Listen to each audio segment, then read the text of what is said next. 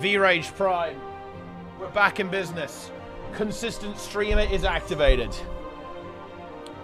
1,458 hours. Man, you guys are grinding. Love to see that. Wait, let's see if the camera's feeling like turning pink today. You never know. You never know, guys. Oh, it looks good today, actually. We're not turning pink. And my light's fixed, too. So it's just good news. Yeah. Turn orange. Well, no, we're not turning... No, that's not what's happening. Yo. What's going on? Halloween is exciting. Yeah, Halloween is pretty cool. Actually, we have the clock tower. Very hype, very exciting. Love to see that. Incredible gameplay. Mad King review. Oh, was it bugged or something? Or are you talking about me? Could be a couple little buggerinos. You guys know how it is. All right. I'm going to do some World vs. World dailies, and we'll probably do some of the festival stuff. A little bit of content, guys. Clock Tower speedruns? Yeah, maybe it's time, guys. Maybe it's time. Reviewing homesteads? Probably at some point, yeah. Can you ask your friend CMC to fix Spear stealth attack after nearly 2 months of it not working? Not to talk about Axe recall, still missing many targets after almost a year. Well...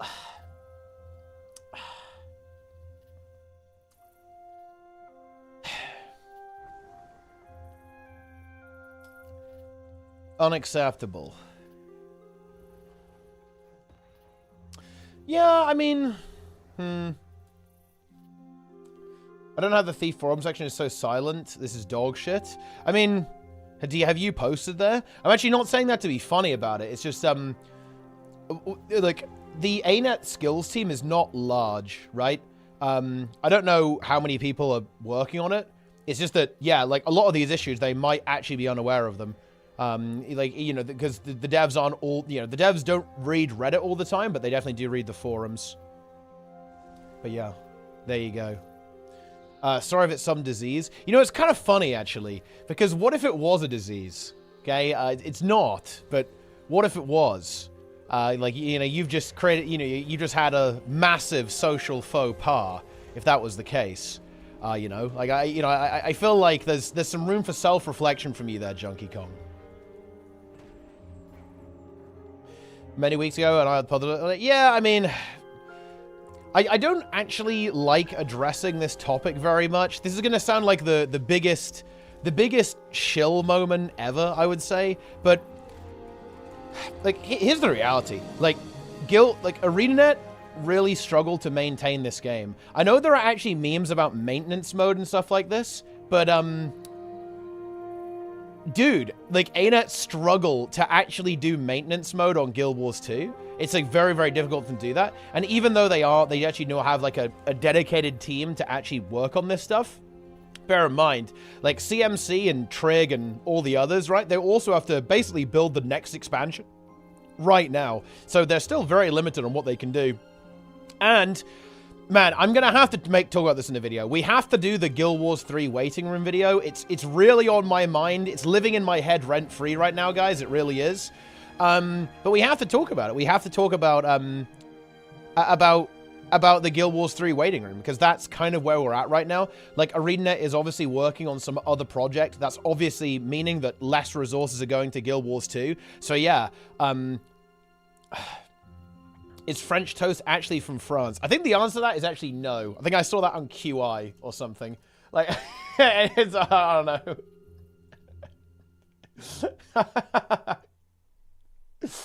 Oh, man. That's funny. Yeah. During balance patch where they work on skills should be higher priority than making some quality of life changes. I mean, okay, so let's actually do some... let's actually delve a little bit here.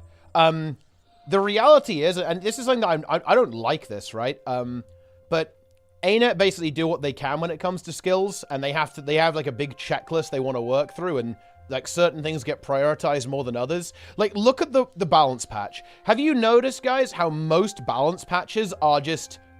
okay, look, I don't want to say this in a pejorative way, so I'll be careful with my words, but a huge amount of balance patches are essentially filler, right? If you guys notice this, yeah? Like, it's filler.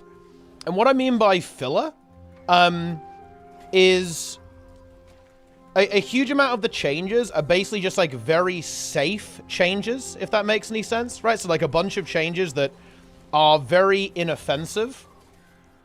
And just like, oh yeah, we reduced the cooldown on this ability by 1 second. Oh yeah, we buffed this skill that nobody uses by 10%, right? There's a huge amount of changes that don't really do anything, but basically pad the patch out. Like, if you actually go through all of the changes that are actually heavy hitters, it's relatively small in most of the patches. And what I really want to contextualize here is that this is because the devs have got a shit ton on their plate. Like, think of this, right? Like, we don't know how big the skills team actually is. We obviously know that it's got at least Trig and CMC on it, and I'm sure Roy is providing input as well when it comes to World versus World.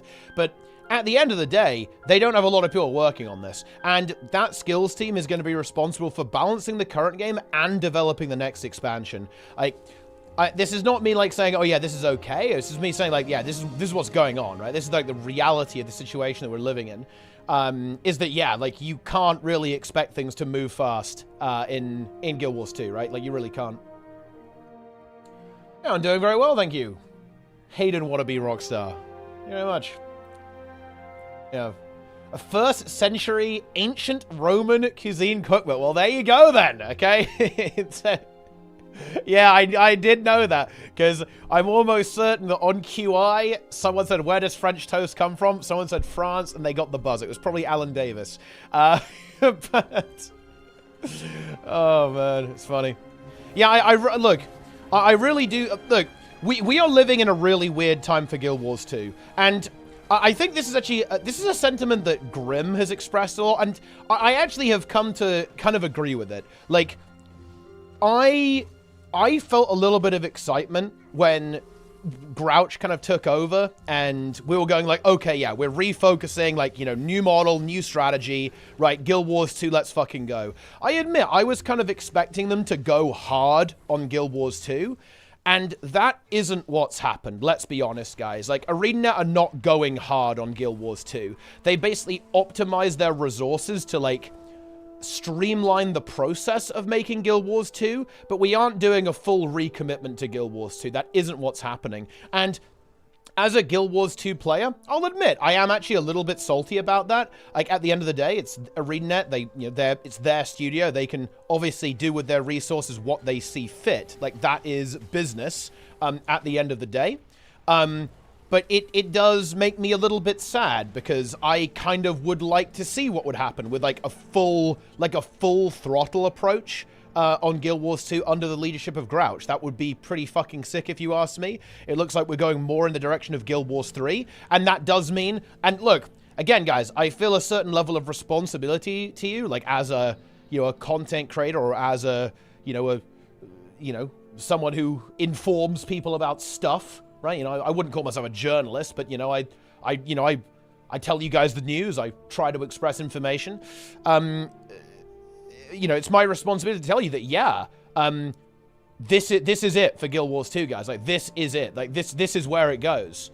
At the end of the day, right? Like, you know, this is how Guild Wars 2 is going to be. It's not going to change. Very unlikely to change for the next couple of years. Yeah.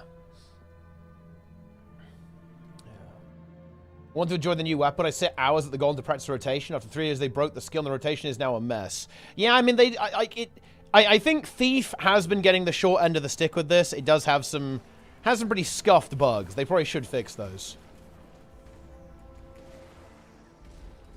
But yeah, we'll see. We will see. Also, I don't really know what happened in that 1v1. Like, I just got attacked by a random soul beast, and he just died. You know, he kind of got caught in the crossfire of my Purging Flames and Permeating Wrath combo, and he just fell over and died, guys. Selly meta still going strong. Is Candy Corn trend up or down during the Halloween event? Down, right? Because people farm it like crazy. G. Good call. G.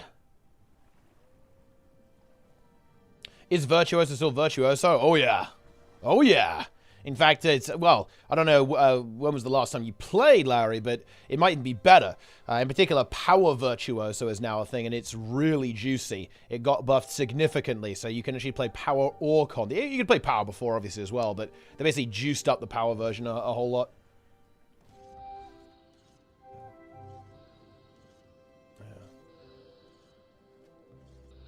Yeah. Power is nice. It is indeed nice. That is definitely a good way of putting it. New raid group. Ah, very exciting. Very good. Yeah, just in time for Wing 8. Just in time for Wing 8. We love to see it. They're going to be working on better release. They're going to be in big trouble. Well, I actually don't think so. Look, if you want my like analysis from the business perspective, I actually think that what ArenaNet has done here is incredibly intelligent. Like, they basically have a model for Guild Wars 2 that now allows them to healthily develop projects in the background and maintain their existing player base. Like, that is essentially what ArenaNet has created right now, which is ultimately what they failed to do under the leadership of Mike O'Brien, right? They were not capable of maintaining Guild Wars 2 and also developing an additional project. Now, that obviously mega backfired for the old ArenaNet because they completely failed to release any kind of product. But, you know, this time, I think theoretically it actually doesn't matter if this next game doesn't really work out, because even if it doesn't work out, like, Guild Wars 2 will still be stable, right? And, like, continue with, like, an expansion every year. Ah, Darren's with the raid. Dude, you got to get me on this meta train, bro. Do we have an updated meta train, actually? Ah, also Awesomeness in the chat. ArenaNet developer. Still hasn't done Embodiment of Sin, so he's complete noob. Yeah. That's how it is. Line of sight bugs, wrecking Deadeye, and a few encounters are super annoying. Yeah, like, the raid bugs that involve stuff like Warrior, Tether, and, like, structures not being targetable correctly by certain abilities, that's not good, right? That is not the way. I don't like that. You kind of hate to see that. You really do. You summoned me. Ah, half expansion Mike is here. But yeah, I actually really want to talk about Guild Wars 3 a little bit. Not today. I want to do a little video kind of expressing my full thoughts on this. Best place to park your extra characters these days, come back after the year of the game. I think a really good place to do it is the jumping puzzle in Kainane to get a daily runestone. Then you can do, like, the Bureau March chests as well. That's really decent. I think even the chests in Soto are pretty decent too, to have some, like, account parking there. They barely add any new skins to the cash shop these days. Well, I think they add a lot of skins to the cash shop. I mean, to be honest, so yeah, that's, you know, that's, I think they kind of crank skins, to be fair. New World Gaming. Look, I'm going to say it, guys. New World is definitely not a game for me at this point, but I genuinely wish it success. I'm not even joking, guys. I'm not messing around. I really hope they do well. I'm serious. I actually hope the New World does well enough that makes me want to log in. I am hoping that Jester because I think Jester's going to play a little bit of New World Eternum. I hope he says it's fun, because if Jester says it's fun, it would probably make me log in, and that would actually be hype. I wouldn't mind a little bit of a New World login moment. I hope it doesn't just fail miserably. Wait, what's the... Wait, is it live, guys? Is New World Eternum live right now? Let me see if it's live. It is live, okay. Oh, shit! Dude! You got... Okay. Alright. It actually has a 53,000 concurrent player base right now? Okay. Alright. I mean, obviously that's day one, right? That is a day one situation, so we'll have to see how that develops. But that's really not bad. That's really not bad at all, actually. I respect that. Yeah. Yeah. What the hell? That's really not bad. Yeah. That's only PC numbers, not the console numbers. All right. All right. That's a pretty big number, guys. That's a pretty big number. I mean, we'll see how it sustains, obviously. You know, it's kind of a relaunch, so it's obviously going to have good numbers day one. So I think that, you know, we can't really draw anything from that, but I don't hate it.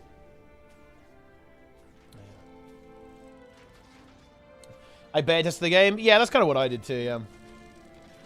Guild Wars 2 is basically a straight line in comparison. Well, that's because Guild Wars 2 has...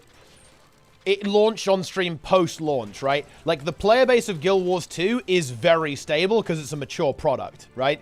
Like, if you plotted Guild Wars 2's population over time, that would be like, yeah, you'd have, like, ups and downs, obviously, with expansions, but also, it would look very different now compared to how it did on launch, for example, right? That's just the nature of games. Dude, this is not good. We're in a terrible situation.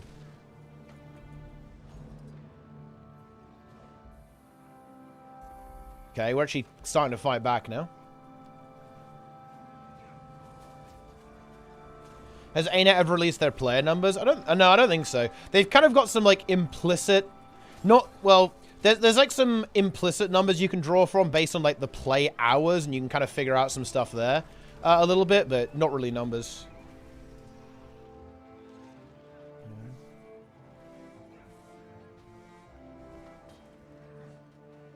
Alright, let's kill the green team. Let's get them. I think the comm's going in.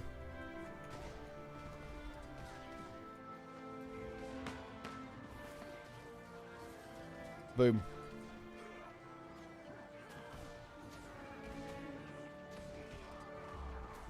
Got a pump. Dude, the enemy team's kind of farming us, I'm not gonna lie.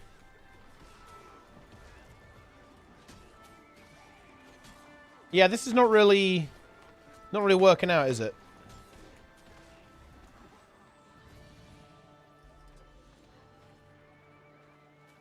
Time to abuse the jumping puzzle.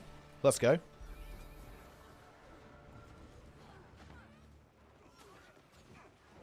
No auto queue. Wait, it doesn't have auto queue LFG? Bro, that's actually trolling. Like, if you release an MMO in current year with no auto queue, that's actually just trolling. There's no other way of putting it. What are they thinking?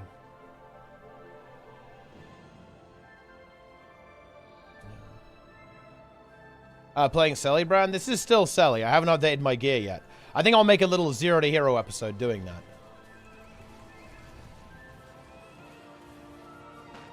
Boom. We talked about upgrading our rigs. I bought some new toys. 4070 Ti. I picked it up. Ooh, very nice. Very nice. Yes. Yeah, I'm going to be waiting. I'm waiting for the, well, in particular, the next series of the AMD CPUs. I'm going to be grabbing some of those, I think. Have to see what the performance numbers look like on that. Like 7800X 3D, all that kind of good stuff. And then NVIDIA graphics card. Who knows, you know? Like, if the 5090 is not too ridiculous, I'll probably go for that because I'll just get something that's going to last me for, like, for the next, like, at least the next 5 years of, like, playing, you know, 10-year-old games. That's, you know, perfect for my needs, I think. But yeah, it's going to be a while. I'll probably go for it in the new year, I think. Yeah, I mean, it might just be ridiculous. Like, the price might be just completely insane on it. Leaks, 2.5K. Yeah, that's a little bit silly. I'm not sure I'd waste that much money on it, but I guess we'll see.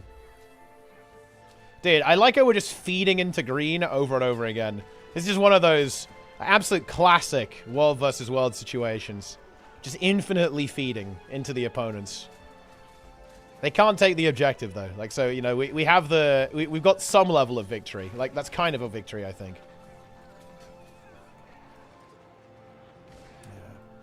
Ah, Trig in the chat. Yeah, Trig, when are you fixing Axe Thief and Axe Spear? When are you doing that, bro? Someone in the chat told me to tell CMC to fix it, but I guess you'll have to do. Oh, yeah, that reminds me. We need to do the Emote cleanse stream. The Emote cleanse stream has not happened yet.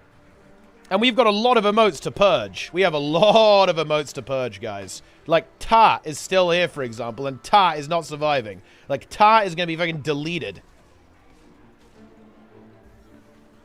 Enjoy Ta while you can.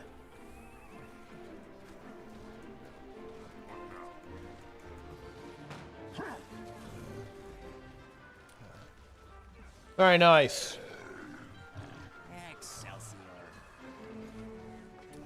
Don't remove Tar. Tar is gonna get removed. Tar is not good, guys. Like, in what universe is it good? It's trash. I'm gonna ask YouTube. Yo, YouTube, do you guys think the Tar emote is good? See what YouTube says. Anything cool? It's just a festival backstab. I don't think anything's different about it. There's like there's new wings you can get in the gem store or some shit.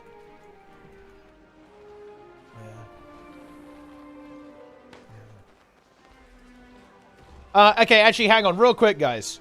Okay, guys, I'm actually going to quickly expose Vivaloof. So, let me tell you the scenario, guys. Me and the boys, we've got into boosting in World of Warcraft recently. And, well, for a start, I hate to say it, guys, but I belong to the Mafia now. Hey, Muddy Teapot, you owe 1 million Golden Dawn. To clear this, please head over to deposits and follow the guy there to deposit your firstborn child. Once you've deposited the gold, please open a deposit sent ticket and let us know it's been sent. So basically, I'm fucking dead. They're gonna kill me. It's over. Right? You know, sorry about that, guys. Last stream ever before I'm sent off to the salt mines over there in World of Warcraft. But anyway, basically, check this scenario out, guys. So Vivaloof, French, by the way, tank, was helping out the guild, helping them out with some keys, some dungeons. He then said, yeah, sorry guys, I've got to go. A boost just came up. He abandoned them, therefore depleting their key, so they weren't even able to finish the dungeon. Completely left them in the lurch. Then, check this out. He came back afterwards to help them out and finish off an easier version of the dungeon. They depleted again. They literally depleted again. Unbelievable. Unbelievable. Yeah. I got to visit an actual salt mine while on holiday in Morocco. Oh, it's pretty cool. Yeah. Ah, Emissy in the chat. Emissy is also working on paying off his debt, I believe. Feast your eyes on the godly emote matter. What have we got here? What the fuck is this shit? Dude, this is not good. I'm sorry, this is not good. We're not adding, like, Cat Wizard casting a fireball. Like, these emotes are dog shit. These are not good.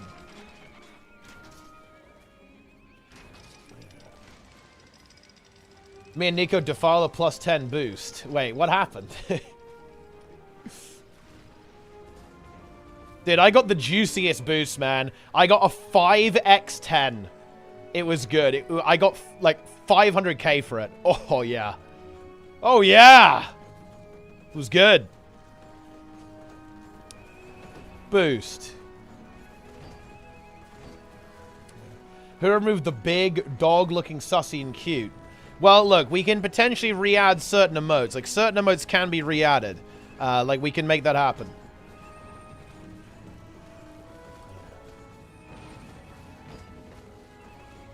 Wait, YouTube says remove it. They say it's trash, it's not good. Remove, then cleanse the emote. When is stealth being fixed in World vs. World? Need a reveal after out of stealth to make it impossible to re-enter for at least 5 seconds. I mean, that's basically how it is now, though. Like, reveal lasts longer now in World vs. World.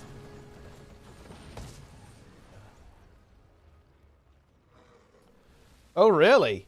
Wait, this is big, actually. Apparently, I'm just getting information here that Vivaloof died in Guild Wars 1 to Jade Scarabs in the Crystal Desert, I assume.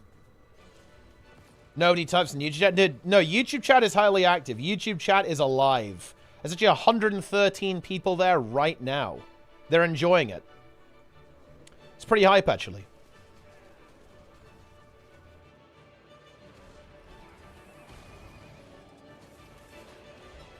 Boom. A boba.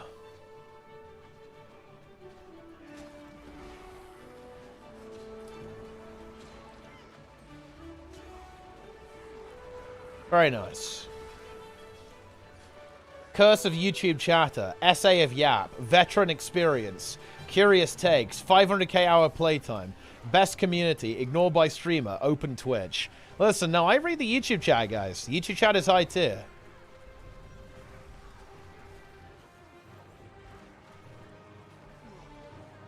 YouTube chat is high tier. Wait. Okay, check this out, guys. I have a message from YouTube chat here. I died to level 4 scale in Guild Wars 1 and then uninstalled. What do you guys think about that? What? Thoughts or what? What are you guys thinking? You see Asmon was banned?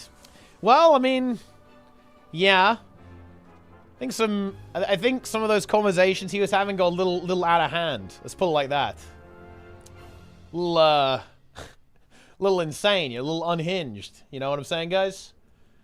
These things do happen.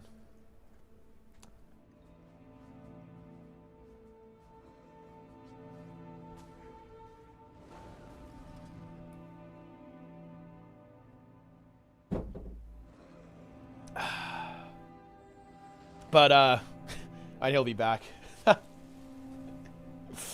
Did not discuss politics as a game streamer. I mean, yeah, honestly, yeah, I wouldn't do that.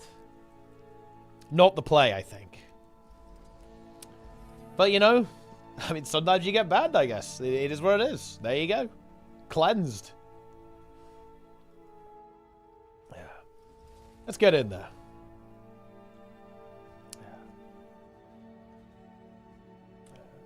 Oh, shit. The red team is here. The red team is here, guys.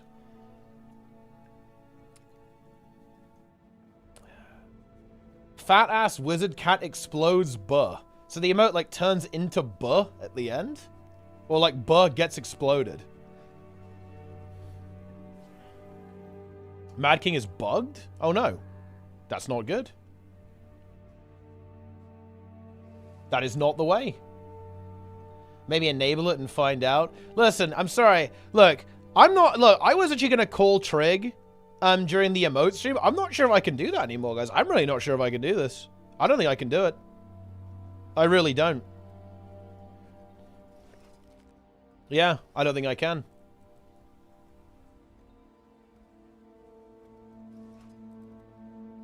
Oh, yeah.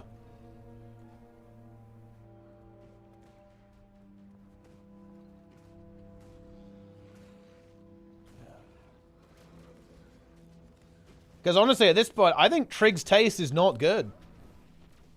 Look, I'm going to say this. I'm going to go this far. I think Trig's taste in emotes currently is worse than YouTube chat. And YouTube chat don't even have emotes. They don't even have them. And I actually think they have better takes than Trig currently. Yeah. That's how it is. Ah, Skelling in the chat. Is Skelling in fungus? He is. Spore rank. Yeah. You know, it's funny. I didn't promote anyone from mold. Nobody got promoted up from mold. So all of the molds are still molds. I guess that's okay, though. Oh, yeah, I got a DM from Skelling, actually. He was trying to offer me a free Steam card. I clicked on it, and then for some reason, my entire account got stolen. That was kind of a weird situation. Not sure what's up with that. I don't see how that gives me a Steam card. Steam card, rather.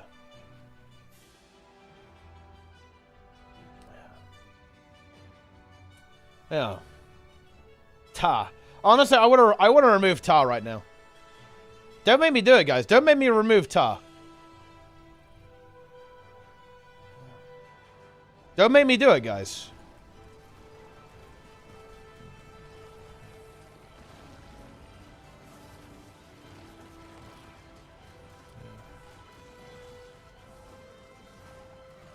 I might do it. It might have to happen.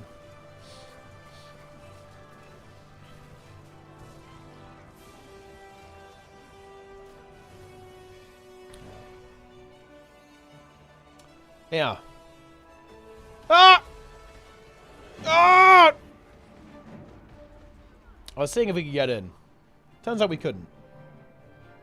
What's your opinion on gem to gold for permanent access like banks and trading post craft stations? I mean, my opinion is that's gonna cost you. I mean, it's something. That is an option. You have that option, I guess. Whether you take it is, and it's your choice. What should I spend my wizard coin? Dude, I'm literally, look at these wizard coins, man. I'm capped on wizard coins. What should I do? What do I even get? Do I just buy the gold? Because I need to spend some. I'm just going to buy the gold, I guess.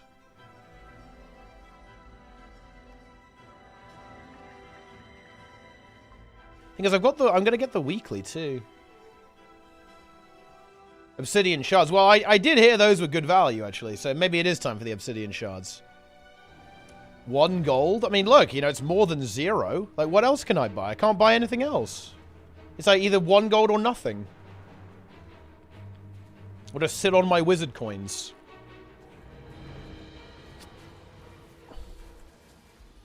That's actually a pretty juicy pull at the back there.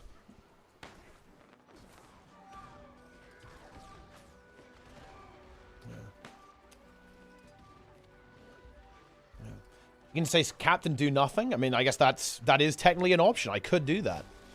I don't really want to, though. Ooh.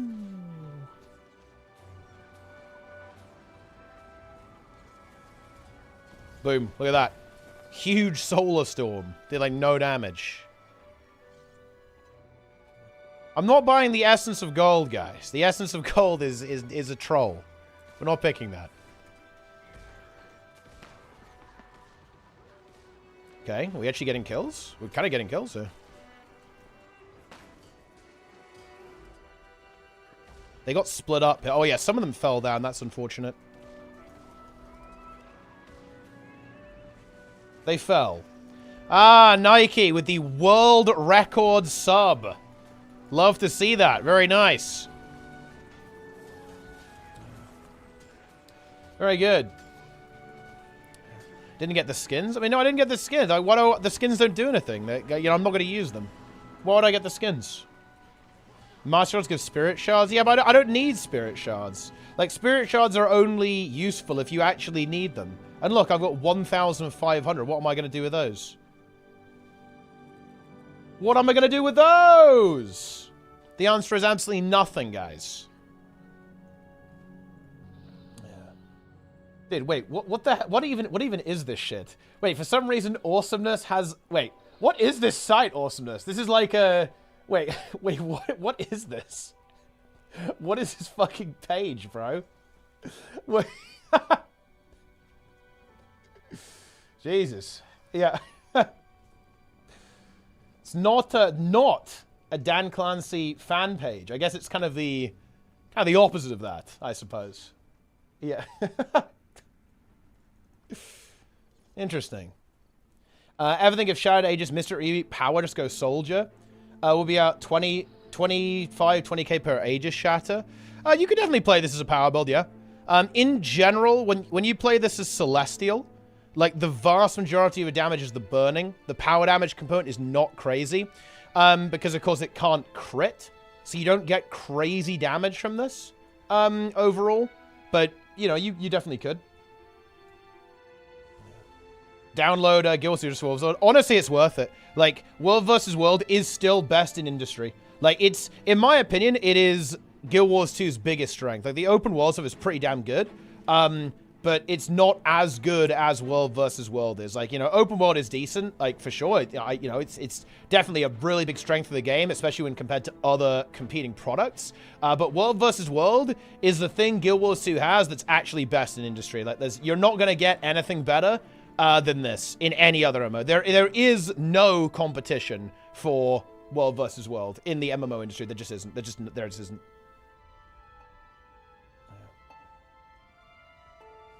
Honestly, I'll give Throne and Liberty this. Throne and Liberty, I'm impressed with the performance. It performs damn well. It handles like 100 players really nicely.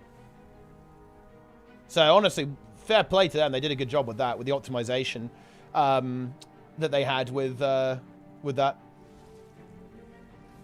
Mounts are as well. They are, but I mean, I don't know. Okay, look, this is my bias, but that's just a fluff feature, so I don't really care about it.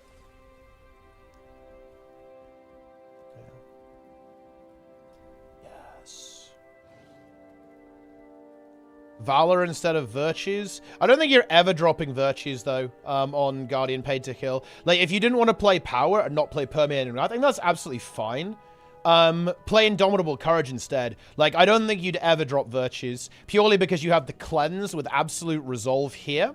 You have the extra boon output, and of course the cooldown reduction as well. Although I guess it's not really relevant with Firebrand, right? Well, yeah, it's not really that relevant with Firebrand because it's page related, right? Like, which is over here, but yeah, you just play Indomitable Courage. Like, Bloom. Oh, yeah, no. Yeah, Bloom is really fucking good. That channel is really good. Like, his review on The War Within was also excellent, actually. I watched that video.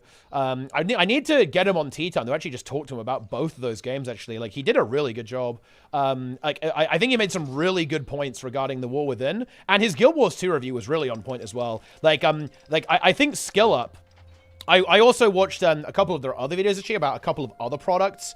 Actually, a couple of other video games, single-player games, too. It's a damn good YouTube channel, actually. It's a really good... It's like honestly, it makes me very happy to see that, because it's just, like, good, quality journalism, which is honestly really cool. Yeah, really cool.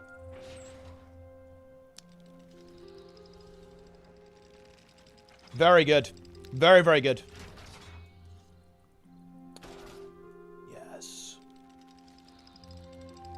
Considering mounts fluff is such a mistake, though. Well, I mean, it is for me. Like, mounts are fluff for me. The exception being the roller beetle, I guess, which is pretty hype. Whoa, people fell off the edge. And that's just not good.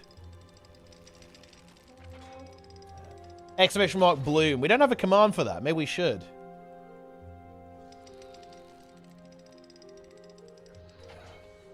Incredible.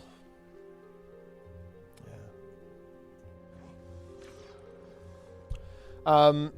Doesn't interest me. I still think it's I think it's best in industry. I mean, yeah, but I would say that mounts are best in industry as well, but I just don't think it's a very relevant thing because it's not content. Right? It's just not content. And I don't care about anything that isn't content. Yeah. That's how it is. We going in or what? Wait, they're almost in? Oh, shit. We need to go defend hills, guys. We gotta get to hills. Wait, are we gonna make it? I'm not sure if we're gonna make it. Wait, wait, the com wants to fight this group, I think. The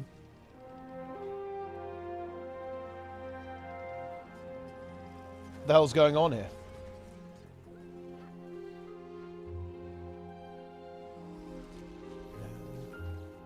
Wait, don't say what?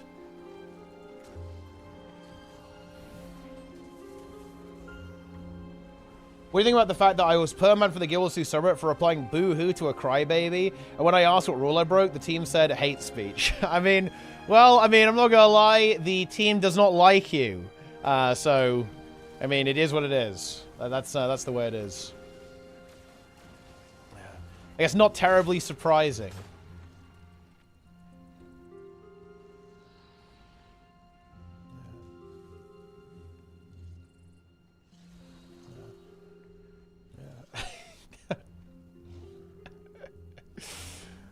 That's how it goes. Yeah. Yeah, then Nike will return with more alt accounts than ever before. And continue his his assault on the subreddit.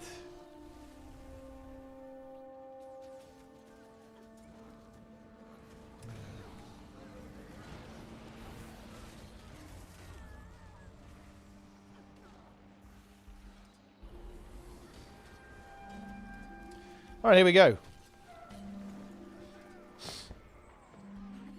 If you use ults to evade, you get permit from all of Reddit. I'm not going to do that. Yeah, it's over. Be cleansed from all of Reddit forever.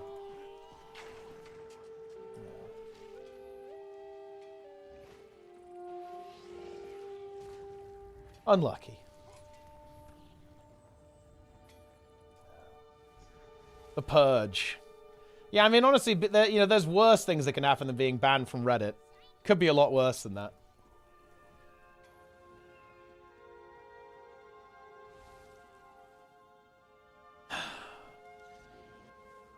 Once my AI post stopped going up, the quality of the subreddit went down. Well, I guess that's unfortunate.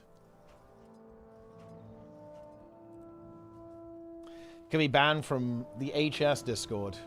Dude, HS Discord is clean. We've got a clean operation in there, guys. We don't mess around. It's good. Yeah. Feels good.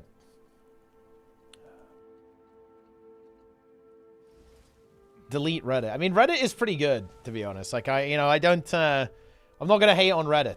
It's a good platform, actually. It's a good social media. It can get a little circle jerky, but I mean, that's kind of all social media, really. It's kind of inevitable.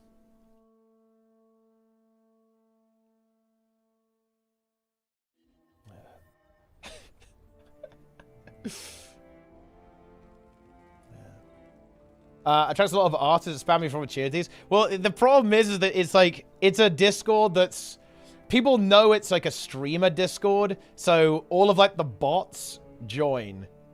I think it used to be a lot worse. I've got like some auto moderation on there now that like cleanses most of them, but yeah, that's the annoying part of being in a streamer Discord, is that they're constantly infested with like artists trying to like sell you stream graphics, which is it's a bit cursed.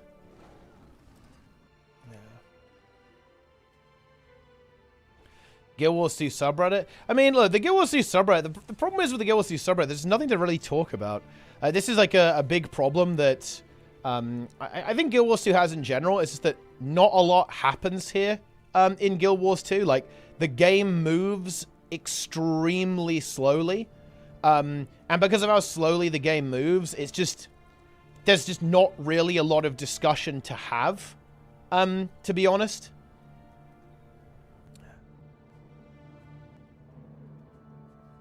Oh, yeah.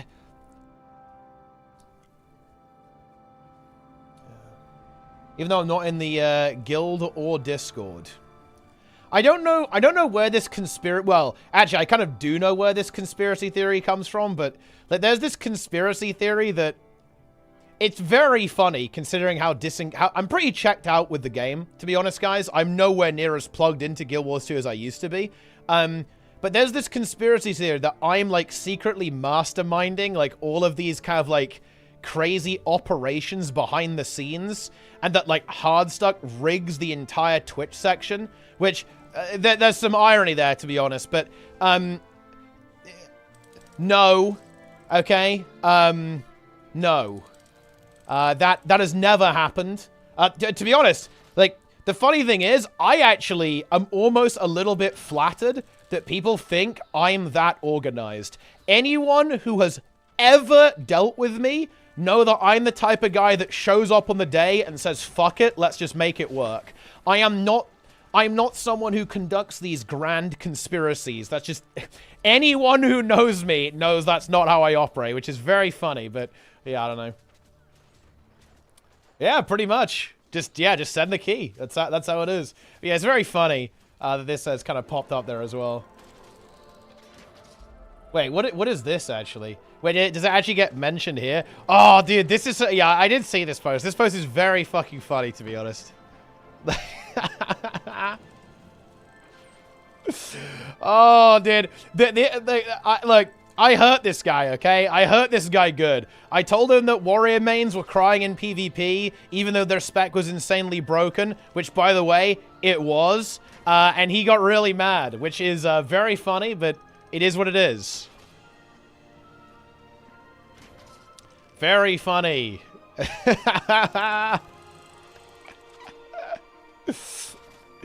Dude, look, you know, it's actually very funny, guys, because this guy inadvertently confirmed what I was saying. I basically said that warrior mains cry even though their spec is busted. And what does he do, guys? He cries even though his spec is busted. So, I mean, well, okay. That's how it goes.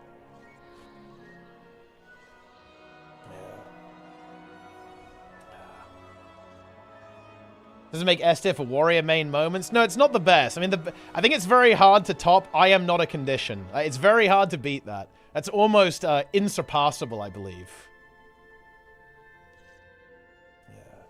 Can you post images to the forums? I mean, I guess so, right? I assume so.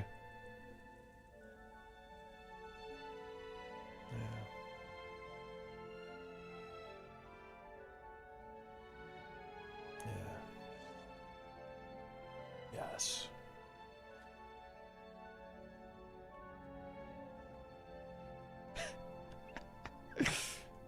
Incredible. Yeah.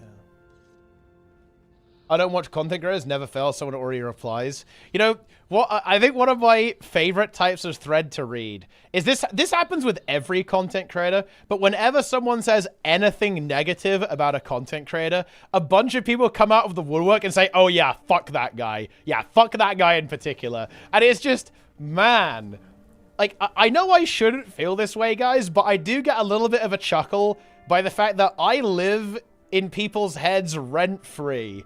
And people who I have no idea who they are, I've never interacted with these people in any way, but I'm just, I'm like, who are you? I admit it, guys. I enjoy it. Like, I like reading those threads. They do give me a chuckle. It's like, this is very funny to read. Yes.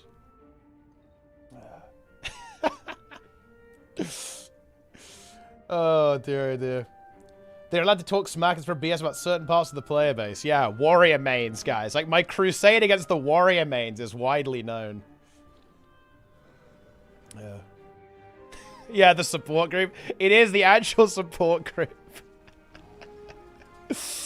Oh, man. Dear, oh, dear. Dear, oh, dear, oh, dear. Yeah, I need to get Bloom on, though, actually. I kind of wanted to... Oh, man, I need to get organized here. I actually really wanted to talk to Josh about his tweet about journalism in games. I find that to be such an interesting topic right now. I need to just do, like, some podcast shit, right? Because it's hard to make, like, properly scripted videos for all these topics. I need to do some, like, low fucking effort, Discord call, scuffed fucking podcast stuff.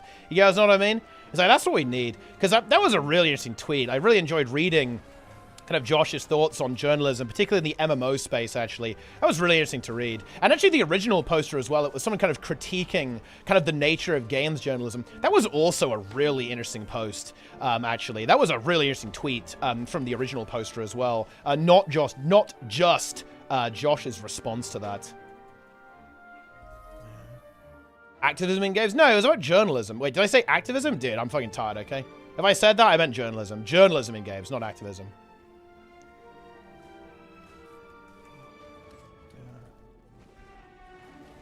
Yeah. When great sort of F1 spins were taking us warriors. You know, the funny thing is... Okay. Like, okay, I'm gonna be real, guys. Am I the only player that thinks Arc Divider with one spin is actually cooler? Because you get, like, this big execute one hit? Am I crazy? I don't know. I'm not even saying that to make fun of the warrior mains. I thought it was just better, like having one big hit. Or at least it kind of feels cooler, having that one, like, really big, meaty impact.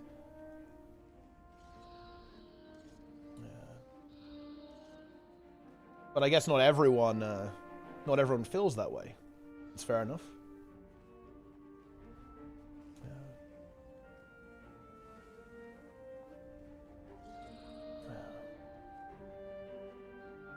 One impact is easier to dodge than 3 smaller ones. It is 2. It's kind of like, it's easier, like 3 hits is easier to use in PvP just necessarily because you basically don't get punished if you miss quite as hard. But I mean, like having something that like forces multiple dodges or defenses out of people in general isn't very healthy for those game modes.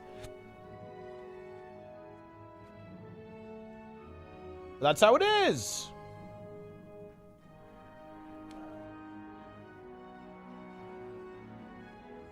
Mains. Why you... Wait, what even is this? What is this bizarre message?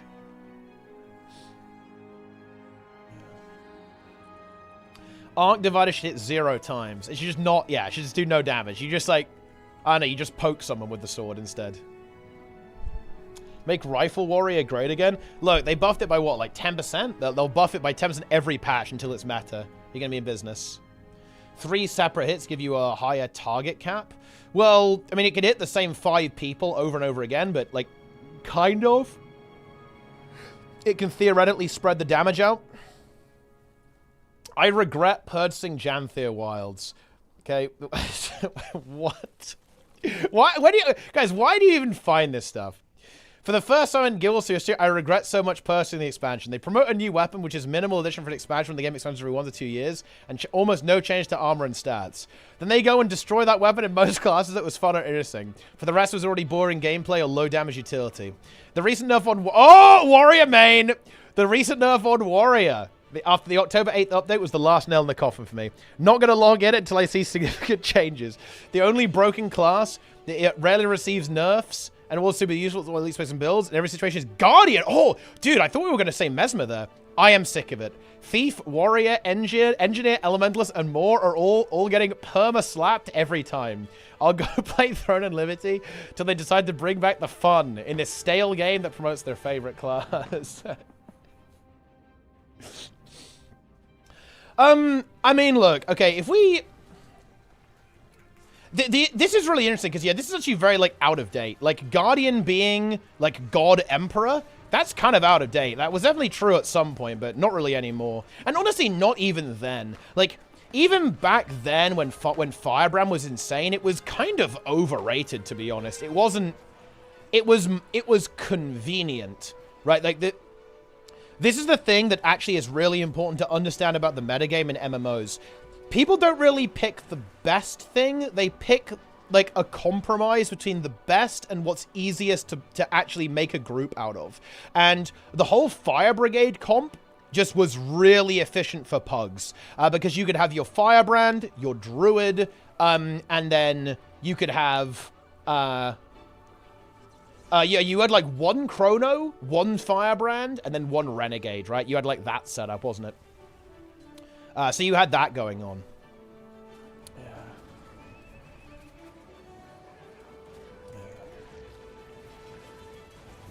Yeah.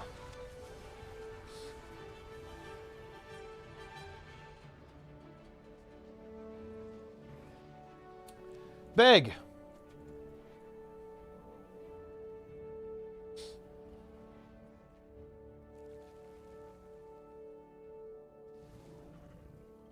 You have something to report.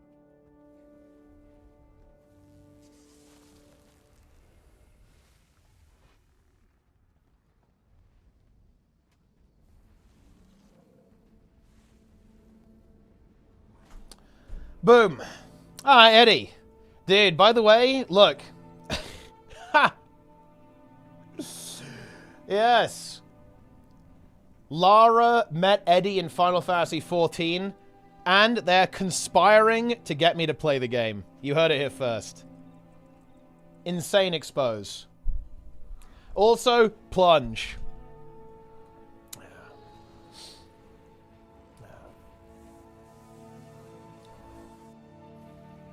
Indeed. Jando was such a big disappointment. I regret buying 400 Black Lion keys during Fall 2022. Oh, it's funny. You know, dude, the thing is about saying Ellie is perma-slapped. Like, Ellie has one of the most broken builds in the game right now. Like, how can we be saying that Ellie's getting slapped when Fresh Air Tempest exists? Like, that is just peak cope, guys. Like, oh my god. What cope that is. Wild cope. You love to see it.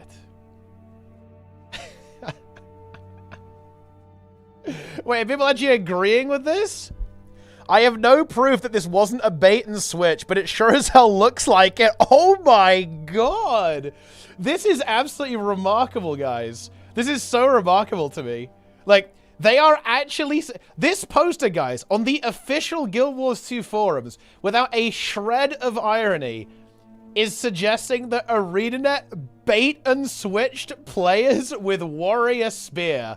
This is unreal. Holy shit. Wow.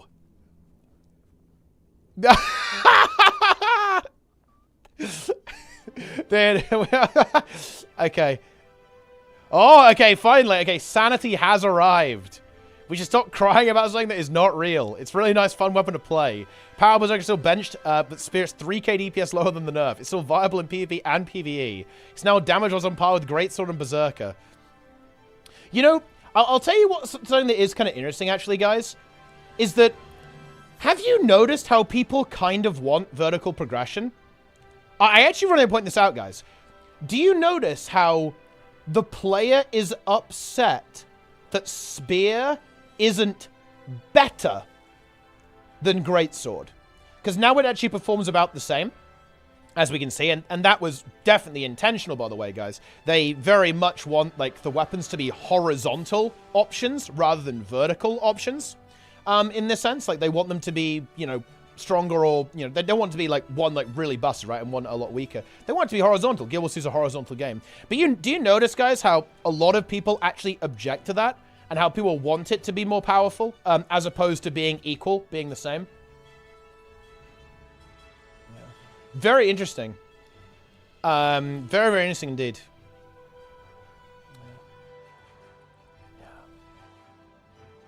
Like for Thief Spear, Scepter was not fun. I kind of like Thief Scepter, to be honest. I didn't hate the Spectre build. I think a lot of the Spectre builds were kind of fun. Like going into Shroud, using the abilities, dropping out, quick pockets, giving you initiative back. It was pretty decent. Yeah.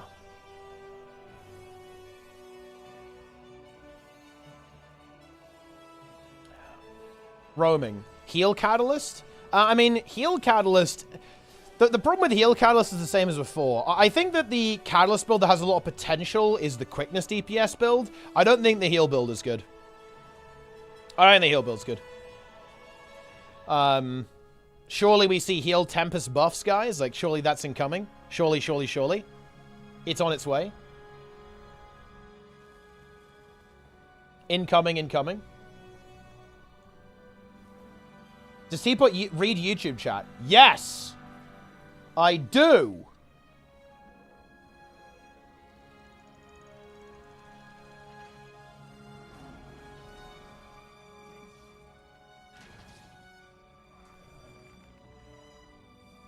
Hell yeah. Zach's forum song in months? I mean, it is definitely a good song. It's an appropriate song for this context, I think.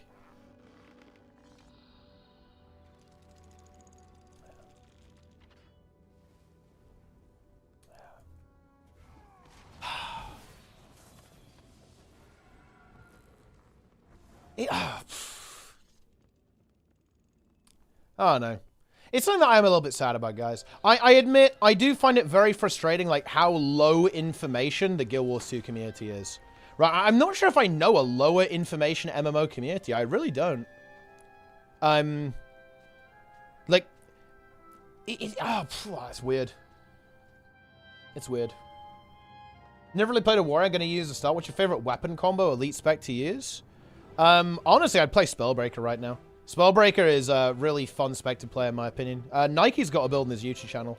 You can be like hammer, dagger, mace, I believe. Pretty cool.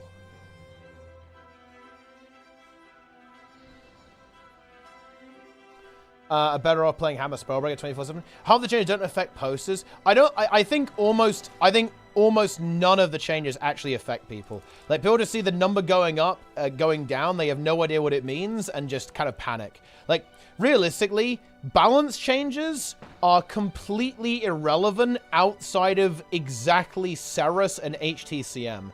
Everywhere else, balance just is not relevant. Like, guys, have you done a raid or a strike mission recently? The bosses die and they can't even fight back, right? Like, balance is just not important there. Like, the only way balance is relevant is, like, at the absolute speedrun level in PvE. It definitely matters in PvP, obviously, but in PvE, balance is just not relevant. outside of actually like top speedrun level. Before you get to that level, the only thing that matters is like, have you got a good build and do you know what buttons to press? Like, if you're capable of doing that, you'll absolutely face roll everything in the game.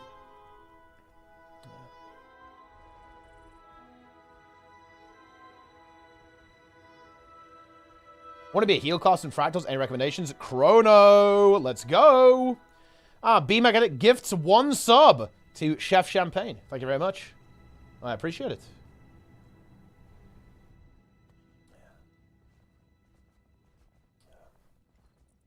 Do a proper open or encounters with many fights. I mean, yeah, Fractal bosses, they get owned. They get absolutely destroyed these days. Especially in like the older ones, they just get melted. They just get completely one-shot. Chrono's a heal class? It can be. Not always, but can be.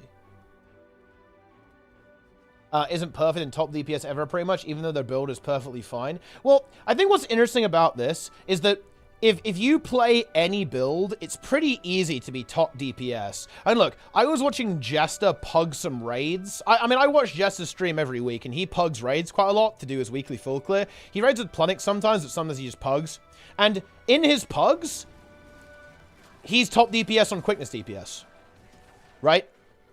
So balance is clearly not a factor, right? Because at the end of the day, if balance was relevant, he wouldn't he wouldn't be top DPS, right? On quickness DPS. Because that build benches like over 30k, obviously, but you know, not bad, but it is what it is. Labyrinth, dude, look, I cannot do the Labyrinth. The Labyrinth is just such brain rot. Like, it's so bad. The Labyrinth, I think, is one of the worst pieces of content in Guild Wars 2. It's so uninteresting.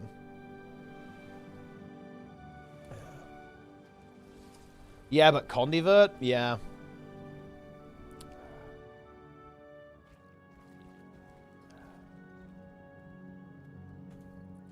Like, I need to actually... I don't know how to articulate this and argue this, really, but... I do want to be clear, guys. This attitude... Oh, my God. This is fascinating to me, guys. Okay, here's my statement.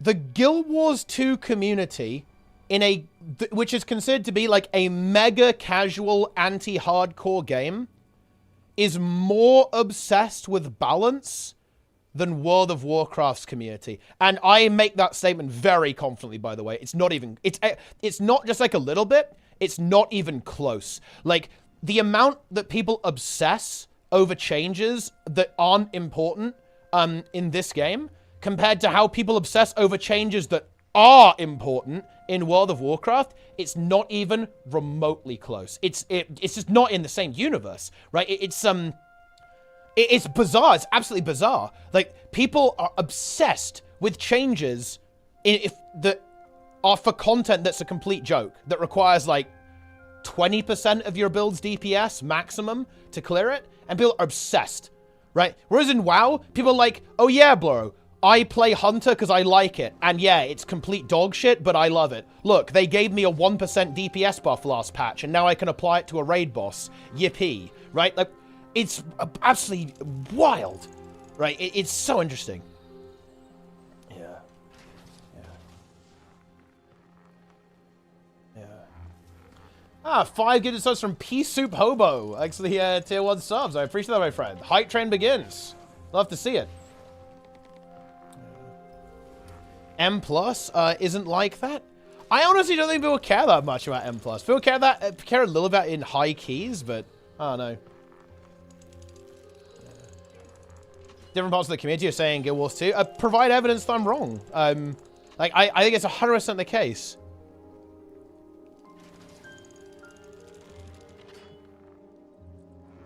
Like, yeah, in high keys, people complain about augmentation evoker, but I think most people recognize that just doesn't affect that many people. Like augmentation evoker being a bit oppressive is, like, only relevant for, like, a minuscule amount of the player base.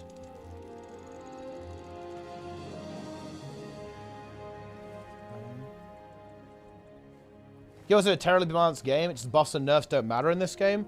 I mean, I wouldn't say it's terribly balanced. It definitely has its issues, but I wouldn't say there's not that many things that are completely out of whack, but you know, it's not perfect for sure.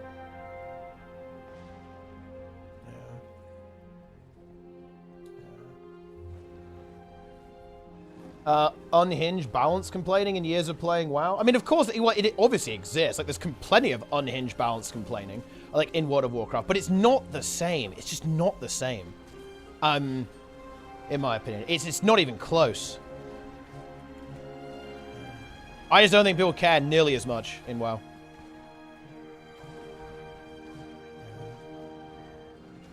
And, it's a completely different style of it, right? It's just not. It's not the same. It's not the same type of conversation.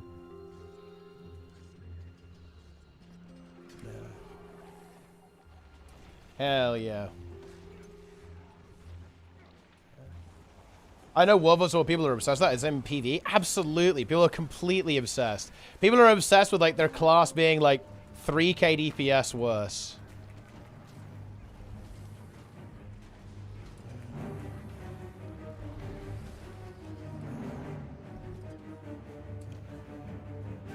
It's over.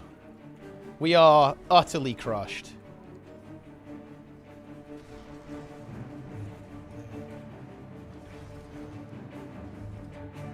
Yeah, I do think the context really does matter as well, right? Like, it's so contextually different. Like, a DPS nerf in WoW can absolutely be relevant, to be honest. And there are, like, very legitimate complaints, especially in Mythic Plus, about, like, say, Warrior having very mediocre utility. But guess what? People still play Warrior, and they just adapt and get over it.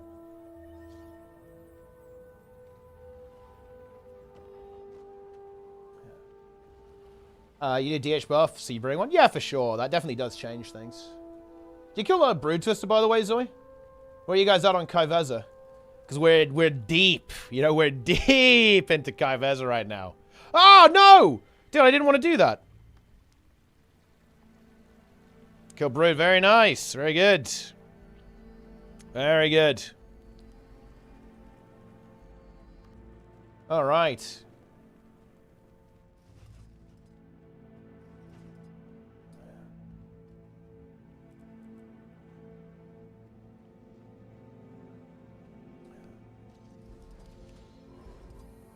Put us on Kai'Veza. Ah, it's actually very interesting. We're at a very similar spot. Yeah, I think our best is 37%.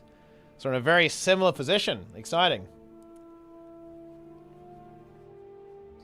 Isn't WoW balance more frequently? They balance stuff almost on the weekly. Girls gets a balance much every blue moon. I think it's definitely moved quicker. I think you're right. Like, this definitely is a part of it. I think there's a lot more, like, flailing in Guild Wars 2 because WoW changes a lot faster.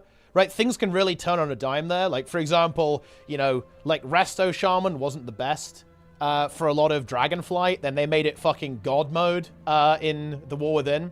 Things do change pretty quickly, and like, there are going to be major updates and reworks that, like, definitely will shuffle things around for sure. So that probably does help with kind of mitigating this sort of thing. I think I would say that this is kind of there are two things that make it better in WoW. One, your class is always mandatory because every class has unique utility that you need in raid. You will always need a warrior. Like, warrior would have to be, like, fucking unplayable, right? For you to not want a warrior purely because it buffs your entire raid's physical damage by 5%. Like, it's the same thing with, like, something like Warlock. I can't even imagine how bad Warlock would have to be for you to not want to play it because of health zones, right? Like, it's kind of it would have to be, like, mind-blowingly bad to not want to do that. Like, same with, like, all the other buffs and stuff like that, and all the utility that the classes have. That really helps, to be honest. And also, there is just the fact that, yeah, things change more frequently a lot of the time.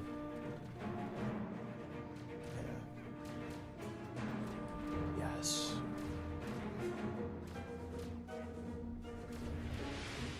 Hell yeah.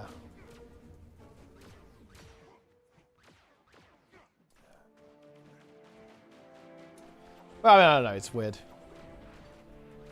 I do think... I admit that my perspective on this entire issue is very distorted.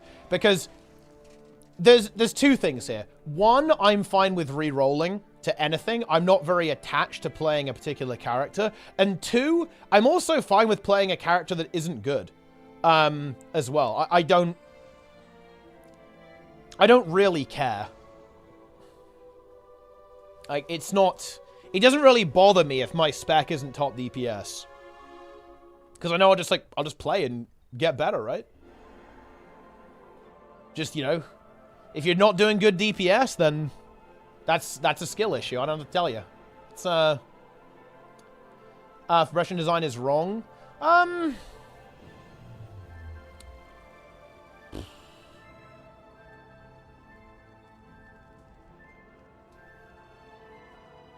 Oh, bloody easy. That's kind of an interesting one. I'm not really a huge fan. I like unique utility. Unique utility is good. Unique buffs are a bit boring, I think. Like, the way that WoW handles it, and stuff like Spotter and Banners is maybe not really that great, but it's definitely hard to create, let's say, 9 classes that all have, like, really specific, niche, unique utility. The way that WoW also tries to handle it is with stuff like damage profiles. Like, some specs are burstier, some have better AoE, better single target, right? Some are really good in, like, specific scenarios, like less than 5 targets or exactly 2 targets, right? Stuff like that. Like, you can use that to balance the game as well, but it's very hard to do that. So I understand why they went for the buffs and stuff. The Soulstone? I mean, yeah, Soulstone is big, actually. Like, well, I guess what you'd have to do is it would force you to not use a CR, so you'd have to, like, CR a healer right before you wipe or something. Alacta Mirage Rifle, so I can play support with that in World vs. World. Chrono too strong to pass up. I don't think they're ever going to add Alacrity to World vs. World. I think eventually they're going to remove all Alacrity from World vs. World, simply because that boon is just inherently problematic in that game mode. I actually expect them to remove Alacrity from Bladesworn and from Willbender as well in World vs. World eventually. I don't see Alacrity surviving in World vs. World whatsoever. It's just not going to happen. It is not gonna happen, guys. Chrono keeps quickness. I think the duration on it will remain low in World vs. World. I think quickness in some ways is actually less toxic than Alacrity in World vs. World. But I think duration will stay low. You're not gonna have like perma quickness, but you'll certainly have like a little bit of burst quickness sometimes. Remove quickness and Alacrity in PvP. I mean, that's probably for the best. Like, or at least, like, you shouldn't have it permanently. You should have, like, very low uptime of it, I think, in those game modes. But it doesn't need to be, like, removed entirely, for sure.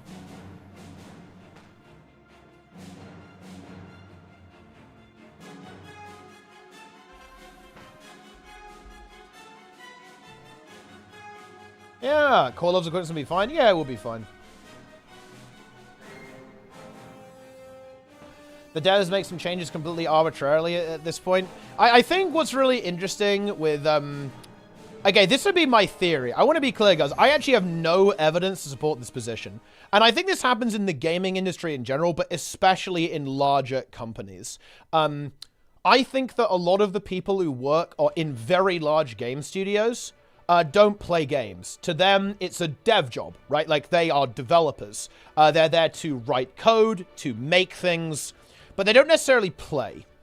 And I think that this leads to a really interesting disconnect in the product, where issues that a player would notice are not noticed. Like certain bugs or certain design problems just aren't really that visible unless you play games.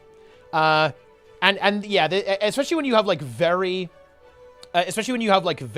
large studios that have, you know, different teams that are working on different things. Like, for example, in a very large game, all of the balance isn't going to be handled by, you know, one dev, right? Like, there's going to be different developers working on different areas of the game, so you're not going to necessarily have that level of coordination between the areas of the game. So you're going to lose some consistency almost, or, well, it's just very difficult to keep that type of consistency in line. But yeah. Yeah!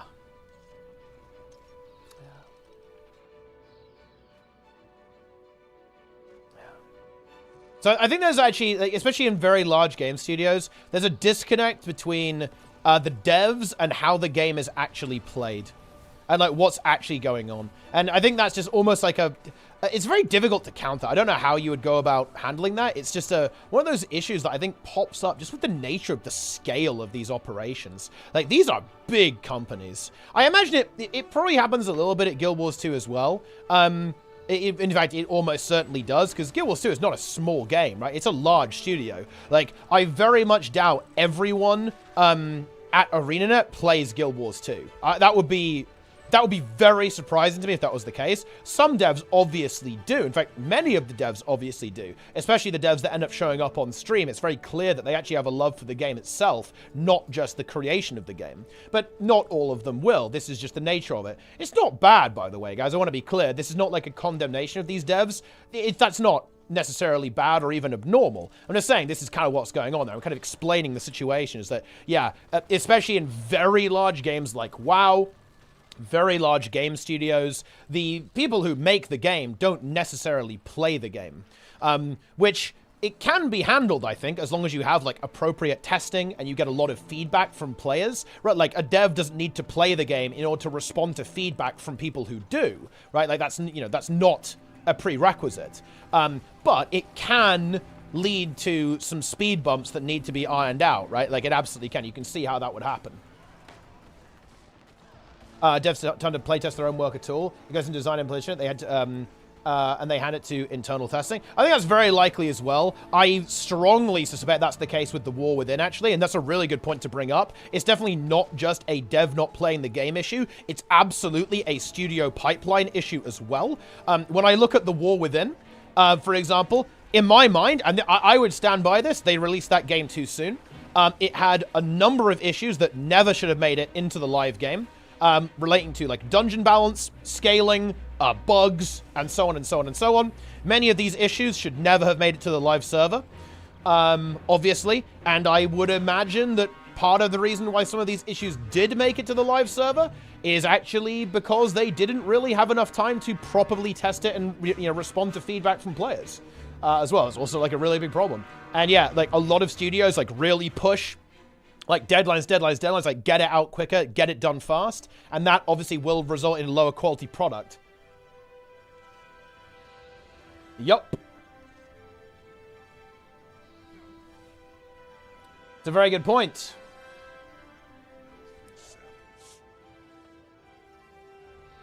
Yeah.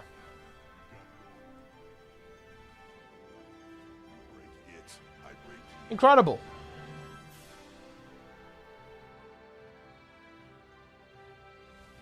I should go hype on Twitch. I mean, you can do. That's an option.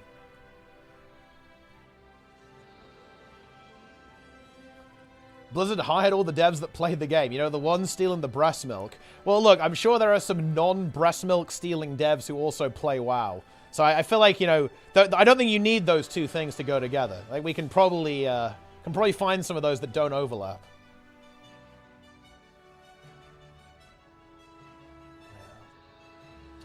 Yes.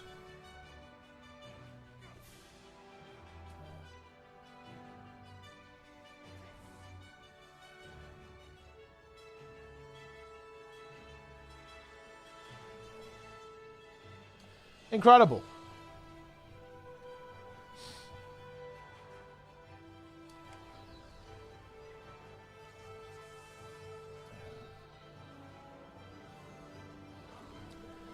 Well, I mean, I don't think it actually is apples to oranges. I don't think it's apples to oranges at all, right? I don't think you need to be an accountant to work on an accountancy product. It probably does help if you understand how people actually use the software. But you can also get that information by asking people.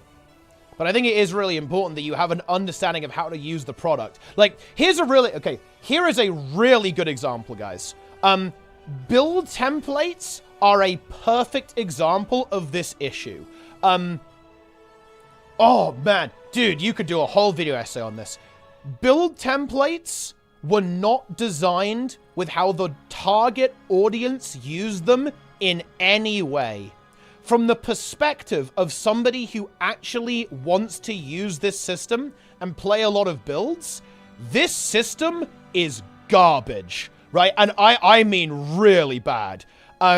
It was simply not designed with the target demographic in mind, to be frank. It just wasn't. Like, nobody who actually uses build templates would have designed them this way. They just wouldn't. Like, you wouldn't do it this way. You just wouldn't do it this way. If you were a build template user. If you're like a hardcore player that plays a lot of builds, you wouldn't do it this way. And there is going to be a little bit of friction. Like, some of the design had to be compromised to monetize it. And yeah, the fact that they had to monetize it forced them to make it worse in a way. But there is also just like a couple of things here. You just wouldn't do it this way. The way it works is just... Like, no, actually, even that, actually. Like, no, it's even that. The fact that they're not templates, the fact that they're loadouts, it's such a fundamental thing that is just wrong, right? Like, the fact that you can't change a trait without it changing the template is such a fundamental misunderstanding of how people want to use this feature. It's just... No, you just wouldn't do it that way. I don't know, you just wouldn't do it that way. Oh, yeah. This is just such a big misstep. Such a huge mistake. Like, if it was like this with the monetization, but they were actually loadout, if they were actually templates, not loadouts, I think I would be okay with that. But the fact that they're not templates, they're loadouts, like that fundamental mistake, like built into the DNA, it's just...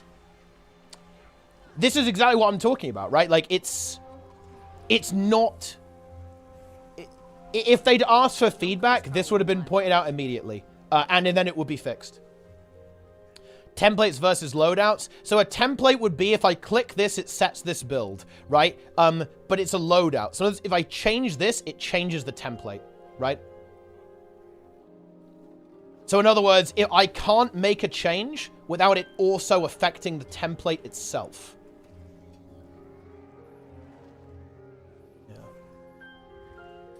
Yeah.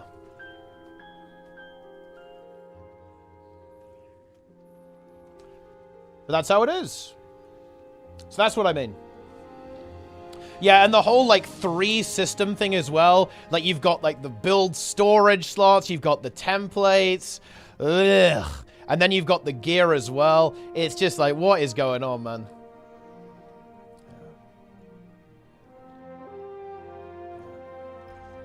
But that's how it is.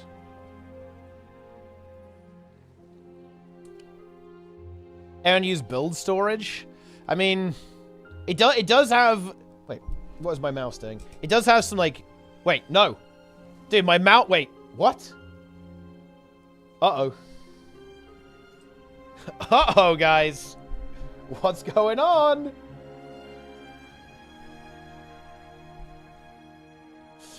You know... Yeah, this is actually kind of breaking, isn't it? Huh. That's not good.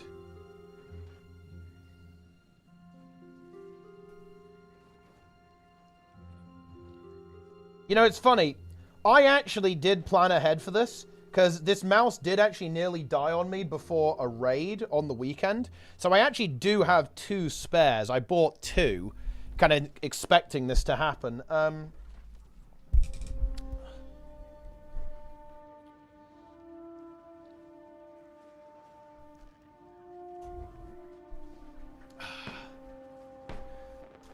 Yeah, but no, I do think actually that Mumzer is correct here. It's not necessary, but if you do end up having essentially like an improper dev pipeline, that is to say, like, proper feedback is not taken from people who do actually play the game, or like at people who are experts in a field, for example, accounting, then you are going to create a product that is substandard, right? I think that's the key point here, is that you can get around this with 1 or 2 ways. The devs can play the game and therefore have an understanding of the game. That might not always be possible. In fact, it may end up being very inefficient. Or you can have, like, proper QA testing pipeline that then feeds back into the development process.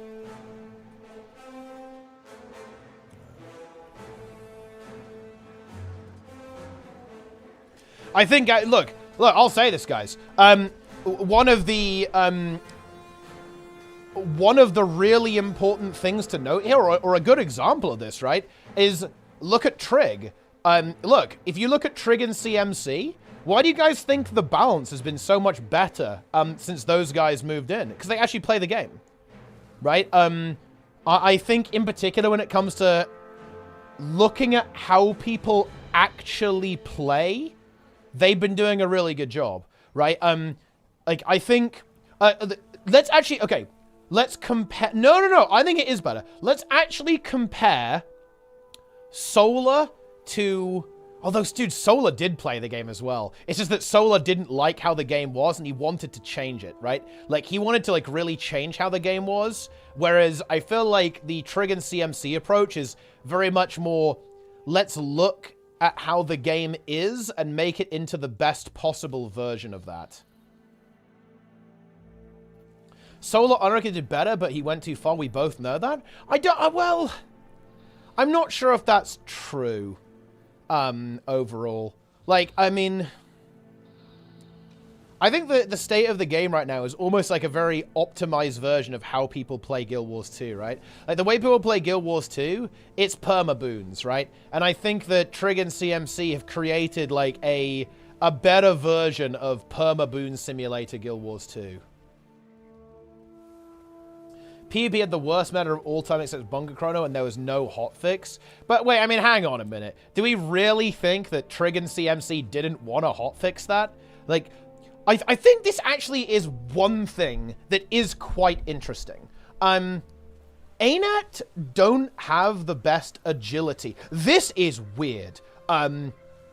This is weird to me.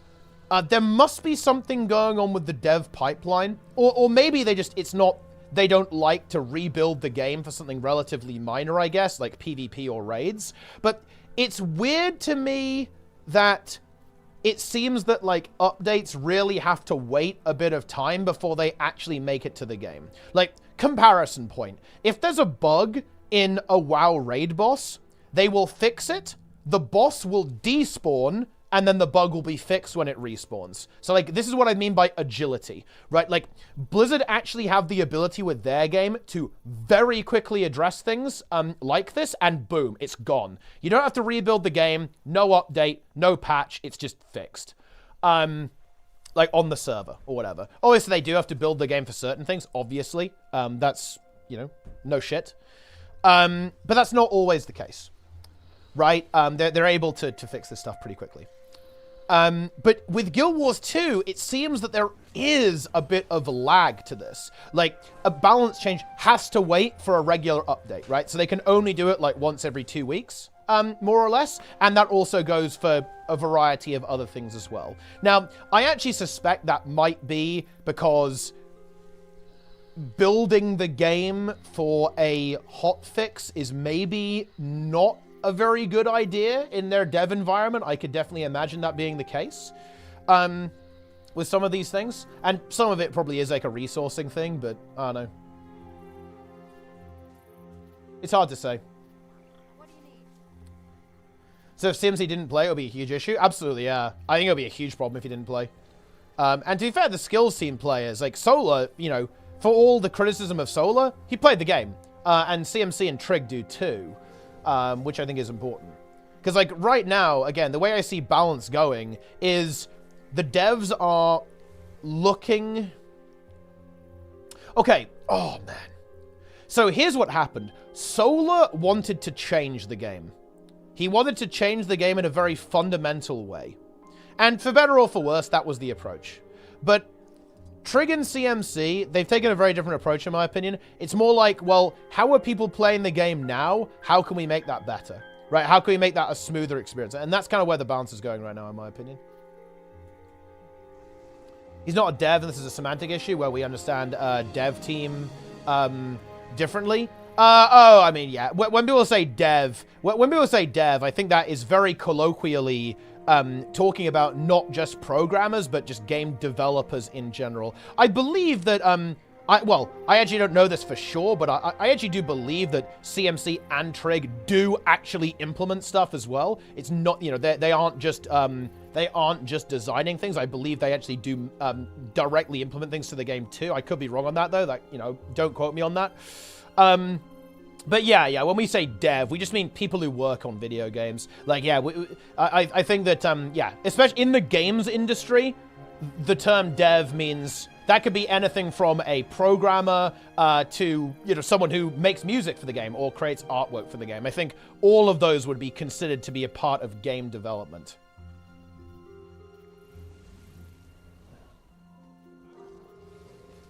Yeah. They could probably nerf boon duration a lot in World vs. What, it'll be fine. Move it onwards to a smart use of abilities. Okay, here's the thing, guys. Oh, I really need to write this down, to be honest. I really need to write this down. Because I'm not going to express this in an articulate way. But I don't think fundamental changes to Guild Wars 2 are on the table, guys. Have you... and look, I actually approve of all the balance changes that they're making, but they're not earth-shattering, right? Do you know how long it's going to take to basically address all of the pain points in Guild Wars 2 balance at the rate we're going? It will take an infinite amount of time. Like, it will never be done. And it will be... that's kind of a bit of red herring. It will never be done anyway. But things are slow, right? Things are, like, very, very slow. I just don't think that ArenaNet has the resources to actually do, like, a proper big paradigm shift. It's just not possible. It can't be done. You know what I mean? It can't be done. Yeah. Change the game goes over a year now. Oh man. I really don't want to do... I think you know this, Grim, actually. In fact, I think share my frustration in a way. I was talking about this earlier on the stream. But I think you know that that's not on the table. Because of where ArenaNet as a studio is going right now. ArenaNet don't want to change the game. I don't think it would be sensible. In fact, I'll go further. I think it would be stupidly risky to change Guild Wars 2 in any fundamental way right now. I think the writing is on the wall with this one. Guild Wars 2 is in operation stability. Like, Guild Wars 2 is keep it going, keep the existing player base happy, and try to hook in new players with expansions. And don't rock the boat. And that does make me sad. I completely admit that. Because I do, look, for want of a better, I do love Guild Wars 2. It's a brilliant game. I wish that Guild Wars 2 was going to be that game that innovates, was going to be that game that is the game changer for the industry, but that's not where we're at. We're not at that point in Guild Wars 2's lifespan, unfortunately. Like, that time has gone and passed. If we want to see innovation, we're going to have to wait for Guild Wars 3, right? And I hope you guys understand what I'm saying there. That's a little clumsy on my end. I do really want to do, like, a proper scripted video expressing my thoughts on this topic, but that's where we're at. With Guild Wars 2. I wouldn't call it maintenance mode. I'd call it like sustain mode, right? Like, we're not in innovation mode anymore. We're not here to change the industry. We're not here to blow everyone's minds with this like new bold design direction. That's not what Guild Wars 2 is anymore. Guild Wars 2 is in sustain and stability mode. That is what this game is doing right now. Yeah, exactly. Yeah, it's a mature product. We're not here to, you know, really bring, you know, really change the industry or rock the boat. Like, we're here to keep it going, right? We're here to sustain. So we're going to be getting expansions every year for the foreseeable future. And if there's going to be innovation, it will be in Guild Wars 3. But we're not going to see innovation in Guild Wars 2. Because that would be, you know, that they probably just don't really have the resources to actually do something like that. Like, the resources to innovate, they were there in HOT, they were there in Path of Fire, but they aren't there now.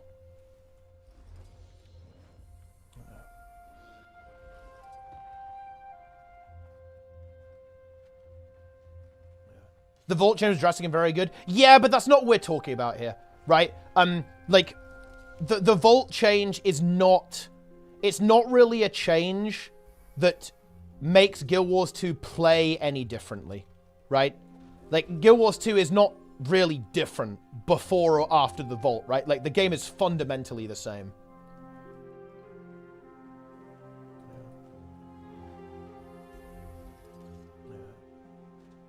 already revolutionaries. You don't have to keep doing this for years and years. You agreed with me. You didn't understand what I said. Everything that you just said there, Kansanic, you agreed with me.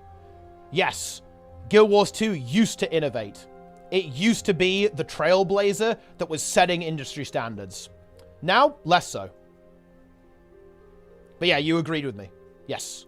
It did that. Guild Wars 2 did do that. Back in 2012, 2015, 2017. With Guild Wars 2, the original launch. Then with Heart of Thorns, then with Path of Fire. And actually, no, they do have to keep doing that, by the way. Like, good example would be World of Warcraft Dragonflight. They fundamentally changed the game by completely reworking how talents worked in that game, and also significantly changing how Mythic Plus operates as well.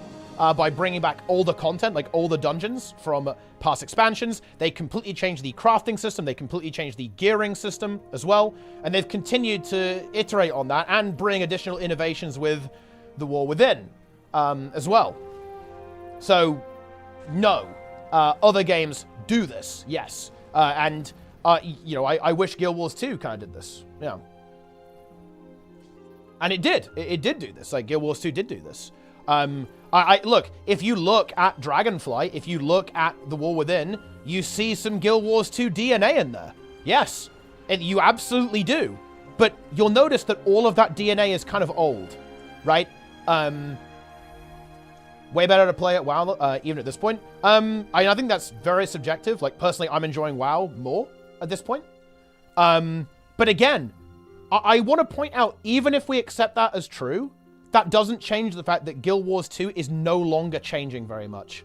It's no longer pushing the boundaries as much as it used to.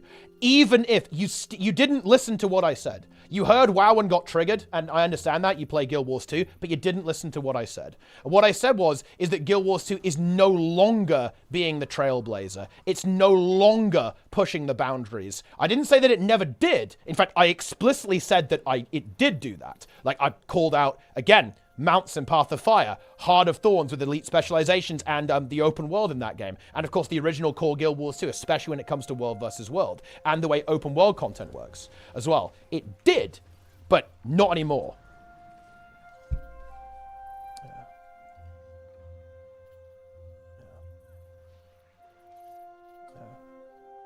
And what I'm pointing out is that comparatively, other products are doing this, right? In particular, World of Warcraft is significantly changing. Like, yes, the War Within is very different to Dragonflight. Dragonflight was, thankfully, very different to Shadowlands, right? Yeah, these products are doing this. And I'm saying that we have to kind of wait, right? Like, if we want to see this innovation again, I think we have to wait for Guild Wars 3. Right, like we are, in a lot of ways, I feel like I am in a Guild Wars 3 waiting room at this point.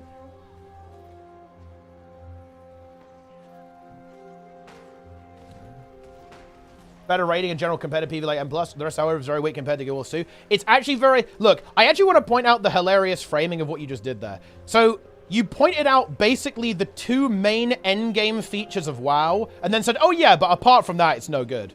Well, okay. Yeah, you know, that's a lot. You know, M+ and rating, that's a lot of that, by the way. You know, that's a lot of content. Yeah.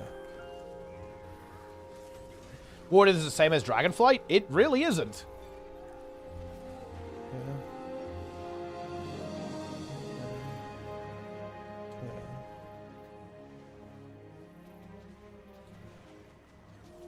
Yeah.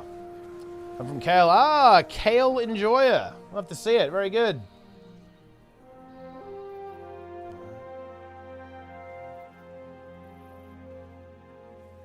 And Blizzard is not making WoW 2. I don't think they need to, Lynn. I think that...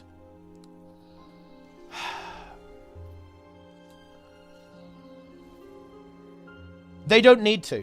And this is... I don't want to blame ArenaNet for this.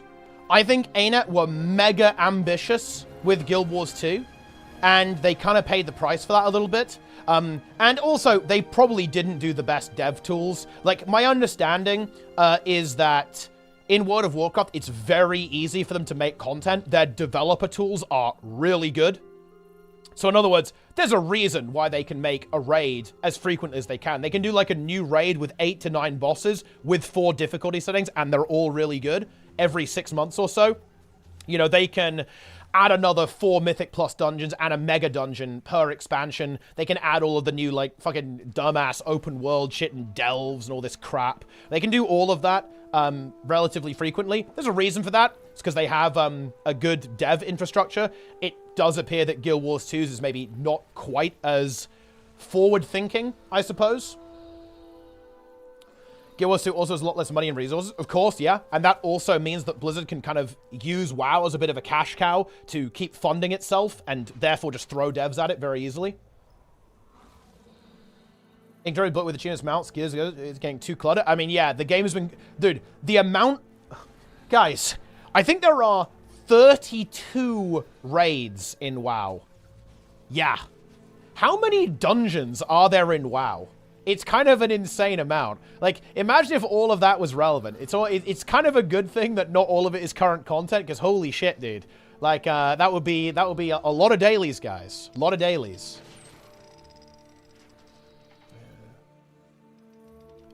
Isn't literally all of that speculation, both on Guild Wars 2 and WoW development tools? It is, yes. But the WoW one, no.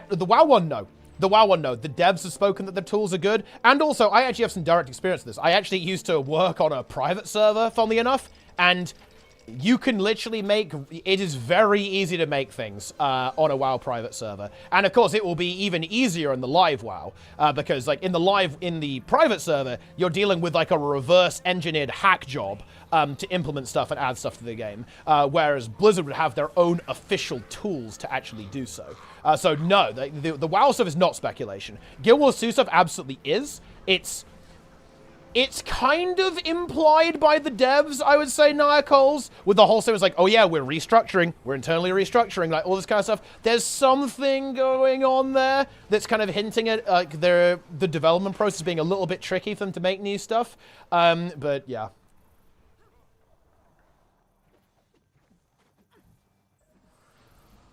Yeah.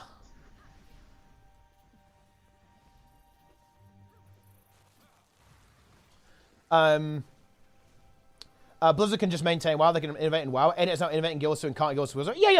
Yeah, that's exactly my point, Lynn. Yeah, that's exactly my point.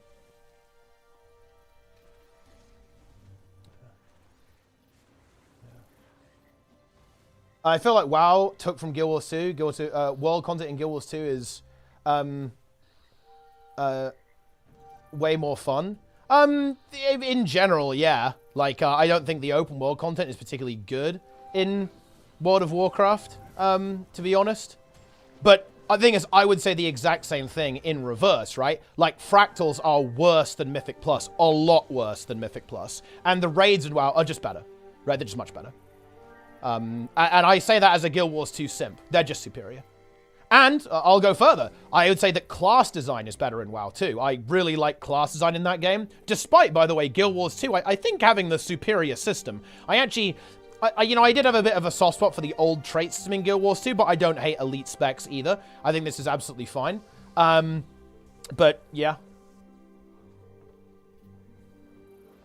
Dude, StarCraft being a dead franchise breaks my heart. I've got to get Grandmaster before I'm 30, dude. Okay, we have to do it. I've got 2 years. Didn't they remove everything that makes class unique? They brought it back in Dragonflight specifically. They did a great job of it too.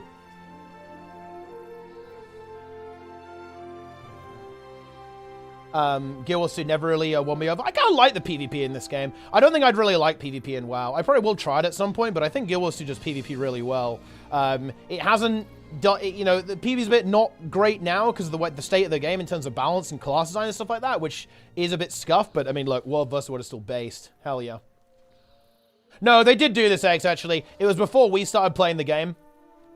It was before we started playing the game, but they did actually, like, strip away, like, a huge amount of class fantasy. They homogenized the classes a lot. My understanding, this was happening...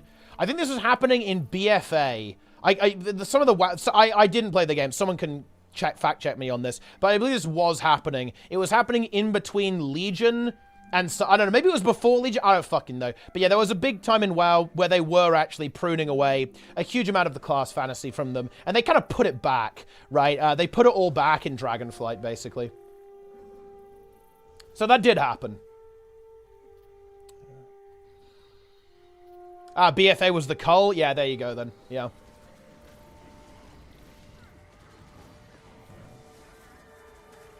The cull. WoW's engine is a lot more precise and responsive. I actually think this is kind of to do with class design, Goric, because I'm not a big fan of GCD, but bro, some of the rotations are so fucking nice to do. Like, the ones I actually really like is the Prot Warrior rotation feels so good. And the Brewmaster one too. It feels really fucking good to actually play that rotation. It's just really well designed. Like, the way the classes are designed is just really good. I think. So I was doing the boss the same at staring at Excel. I kind of reject this a little bit. Like, if you're using DBM, it literally has timers that appear on the screen, so that's really not the end of the world. But look, I'm going to self-report here, guys. I'm going to self-report here. I did Heroic Farak with the first time, and I didn't actually have any add-ons installed because they were all broken, and I couldn't be fucked to update them. Yeah, I did Heroic Farak with no weak auras and no bigwigs either. Like, I did all of the dungeons in Season 2 and Season 3 for the first time without that shit because I couldn't be bothered to update it. Like, I don't know, like, you just, yeah, I don't know, it is what it is. Like, I'm not a huge fan of the add-ons, honestly. I'll admit that. But, like, it's very misrepresented. It's really not... The way people describe it, it's like you're fucking piloting a jet or something. It's really not like that. Yeah. Northern Skylanders are debuffs? Wait. Oh, yeah, no, it's because you're supposed to use it with, like, the other pack as well. Add-on management in WoW was a headache? Maybe back in the day, but not anymore. Here's my add-on management. Wago. Oh, look. Here we go. Update all. Oh, okay. Guys, I did it. I managed my add-ons. Look at that. Let's go. You know, and this one's really good too, right? I've got my UI pack here from Dorky. Boom. Fucking install that. Job fucking done. You know? It's not hard.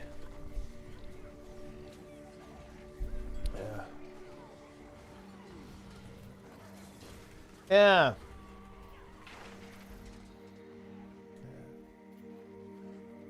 Oh, yeah, dude, the Fire Mage rotation... Dude, when you get the full Fire Mage rotation right, oh, yeah. Dude, oh, man, I should have played more Mage in Dragonflight, man. Dragonflight Mage was so fucking good. Like, oh, it was so good. Like... it actually really sucks. Like, the fact that you don't play SKB anymore is just such a disaster. It's such a disaster. Bring back SKB. Yeah, no. SKB is based. SKB is based. I will 100% stand by it. Because it's such a good skill test. Right? Like, you have this almost, like... break in your rotation for hard casting the party. It's not 5 seconds, by the way. It's like 2.5 seconds when you have haste, right? You have that break with the hard cast. You've got to position correctly. Maybe you've got a shimmer to get out of an AoE, position correctly, get your prio target, and then boom, you've got your combust window, and bam, you just got to nail it, right? Ah, yes. Yes. Yes. Hard to get into what you actually need. I mean, you need Plater. You just need Plater, to be honest. That's it. The only thing that I think Blizzard should just straight up, 1, buy weak auras and add it into the game vanilla, and 2, buy Plater and add it into the game vanilla. And then job done. WoW is saved. Congratulations, guys. We saved WoW. Because the vanilla UI is good. I probably will switch to it eventually away from Elv UI. The vanilla UI is fine at this point. I'm not a big fan of how the HP bars look, but I can probably find a way around that or just use a weak aura for it. And yeah, nameplates suck. Like, vanilla nameplates, there are some actual psychopaths who use vanilla nameplates in WoW, but Like, you know, they're insane, right? They're fucking crazy. Don't trust them.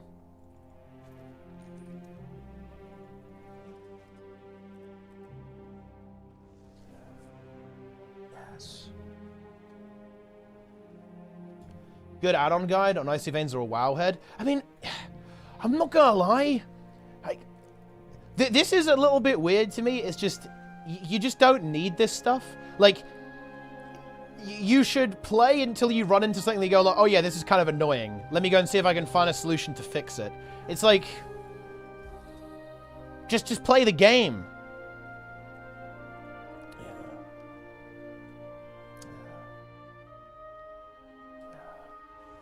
Yes. I hate that LVUI change everything. I mean, that's literally what it's supposed to do. So, I mean, just don't install LVUI. Boom. That is the nature of LVUI.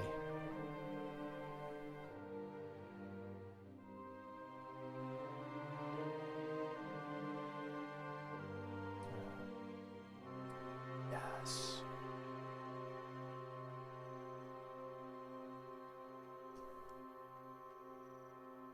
WoW has always had the most polished implementation of tab target. Yeah, this is, I mean, look, I don't really want to talk about WoW too much. I'm going to play some WoW later on, guys. I need to do some keys with Melvin. Need to help him gear up his ult, because we're actually pushing. We're going to start pushing next week, guys. Going to try to get all 13s done next week, I think. We'll see how that goes. In Mythic Plus, we need to actually get our characters into play. We need to boost Melvin's org. And we did. Rated, look, yo, Rated, have your mage at 625 by next weekend, yeah? Like, start grinding, bro. Log in.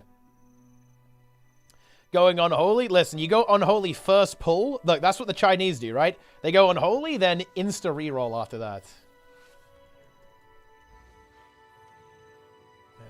It's not worth a performance hit. Yeah, I mean, honestly, maybe I just won't give a shit when I've got like a 9950X 3D or something and like nothing can touch the performance, but we'll see. How does Melvin get the boost? I'm stuck pugging. Well, we can boost you too, but look, it's 1 rat per key, bro. You know this. And also, you are a Giga Rat. Melvin's like 610. You're like sub 600 eye level, bro. But also, yeah, I will boost you. I can boost you, we can boost you, I mean, look.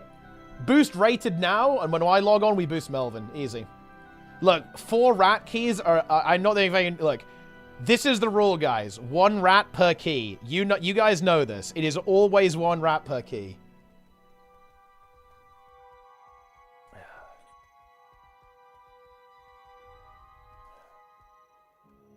Yes.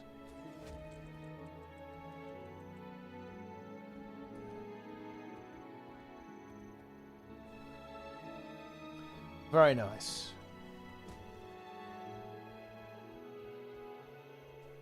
The rat carrier.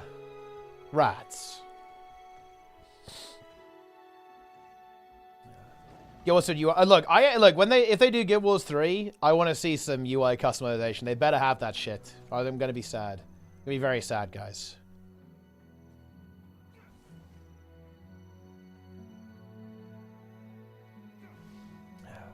Rat comp. Wait, what eye level is your mage rated, by the way? What are you at?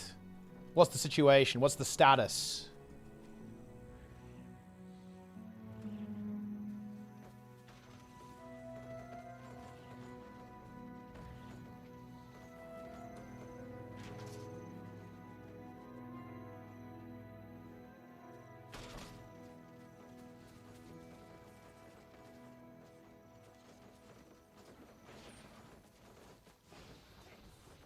Guildless UI is alright as vanilla. I mean, yeah, it's fine. If you could, it would be fine if you could move stuff around, but you just can't do that.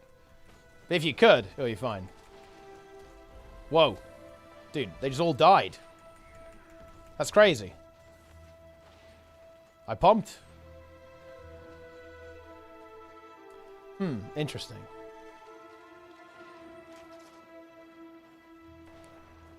It will have UI customization, you have to pay for it. Look, I'm not gonna lie, I actually wouldn't care about that. Like, if there was like an well, that would be a really shitty thing to monetize, but at the end of the day, it's a, you know, if it was a one-time fee, I wouldn't really be that bothered about it. I'll just pay and then boom, there you go. Obviously, I think they probably wouldn't do that. That's kind of an unhinged thing to monetize, I think, but Who knows? Dude, we're just in. We're just in right now.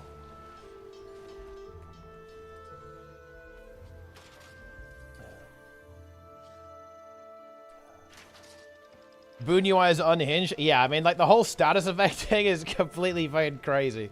And also, I hate that the targeting thing is all the way at the top. It actually sucks so much.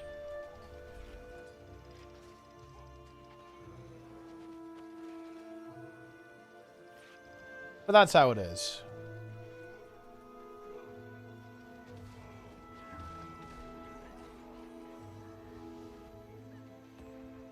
I'm playing Guild Wars 2 at the same time as you. At a rarity, get our time difference. Ah, well, there you go. We're logged in. We are logged in.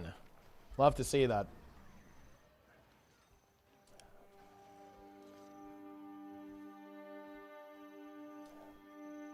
Yeah, it's pretty interesting stuff.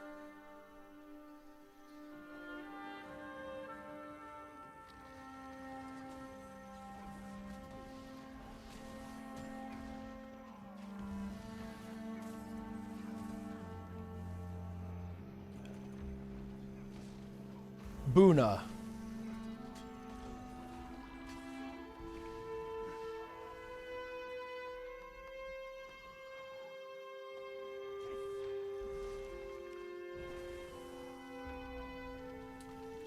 Ah, yes.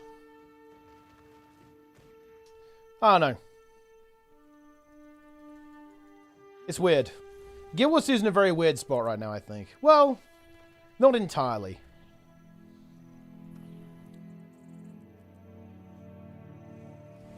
We are waiting, guys. We are waiting. The big question is, how many more Guild Wars 2 expansions are we doing? I'd probably say 3. At least, well, yeah, at least, yeah, 3. 2 if you're feeling very ambitious. 4 if you're feeling less ambitious. 3, I think, is pretty normal. Pretty standard expectation. What happened after 3 more? Well, I mean, whatever... ArenaNet will probably drop whatever their project is, whether that be Guild Wars 3 or something else.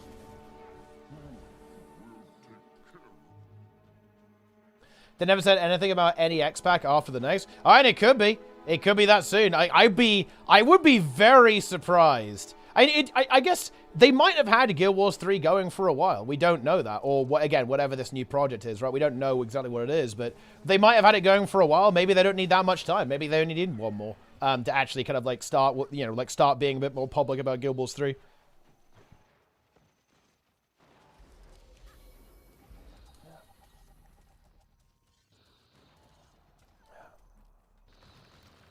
They better have World vs. World. If they don't have World vs. World, it's over. It's completely over, guys. I'll tell you that. Cool maintenance mode? No, oh, dude, you know, I think I hallucinated this at this point, but maybe someone can find this. Where's Alcar? Alcar, I need you to find me an article.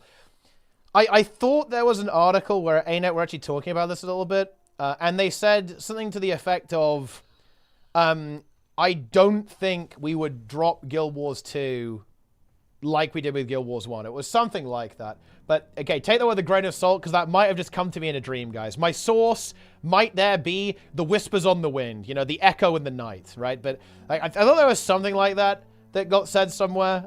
They were actually going to continue it, or they'd be much more likely to continue it as well. But, I don't know, maybe someone can find a source for me on that. I like how VPO checks if the bot says he's SC every day, and every day it denies him. That's very funny to me. Every day you are denied. Denied.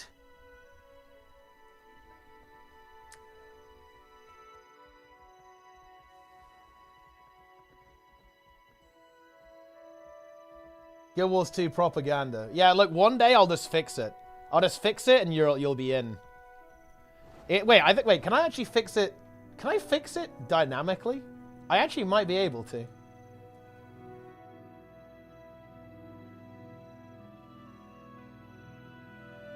Oh, no, I can't. No, I can't.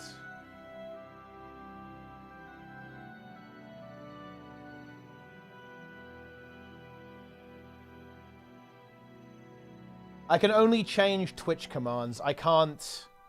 Wait, I should...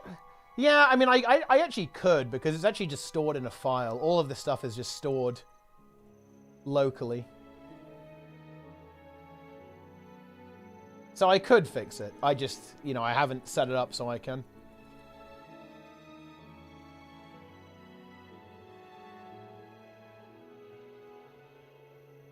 Very early stage, just tossing the ideas and working with concepts. I mean, it was very, very nondescript news. They basically said, oh yeah, like ArenaNet is working on a sequel to Guild Wars 2 or something.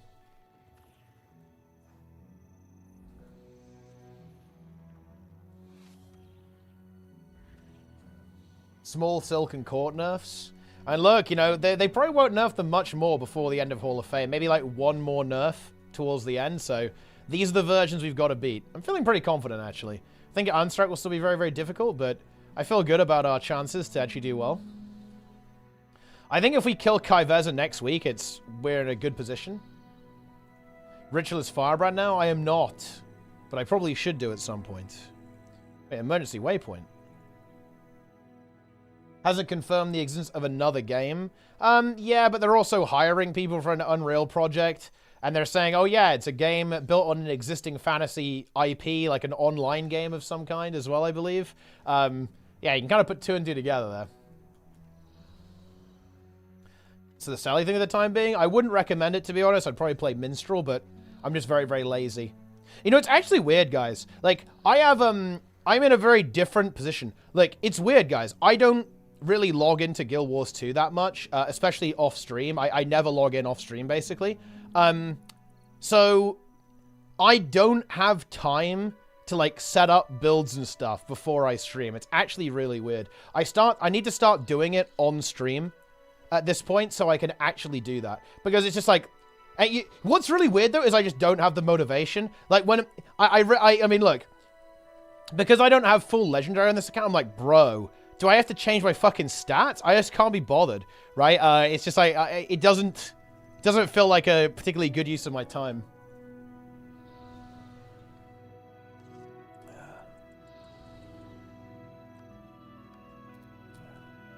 I'd rather just talk to the stream, you know? Maybe I need to change my gear and talk to the stream. Gotta do both. Oh, there was an interview? Oh yeah. Yeah, Grakon. If you have that interview, link it to me, by the way. I've been trying to track it down, but I've just failed miserably. Yeah, you should fund my legendary armor. Although I don't take anything on this account. I have full legendary, right, on my main, but I just don't on my alt.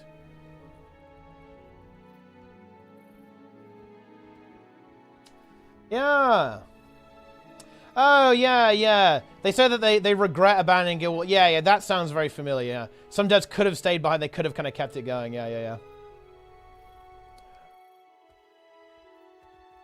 Yeah, I think I will do that on Zero to Hero, Lin. Because it's pretty easy to gear. It's just that... Wait, why do I have 200 gold here? What's sold? I guess I just sold some of my materials, huh? Dude, 2 months trying to sell some, like, random materials. Look at this. Man, it really is crazy, though, guys. Like... I feel obligated to tell you guys about this. But... I'm just not playing Guild Wars 2 right now. I'm really not. Fuck me. What the hell happened? I'm just not playing the game. Oof. Kind of sad. I'm not happy about that. It's kind of sad to even realize it. I'm just not logging in.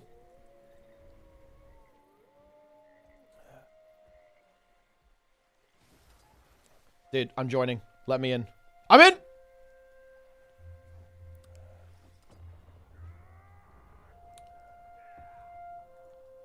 Yes. One button hammer call, that is insane. That build is actually insanely based. I see Awesomeness play a lot. ArenaNet dev leader. He's top DPS. And it feels good.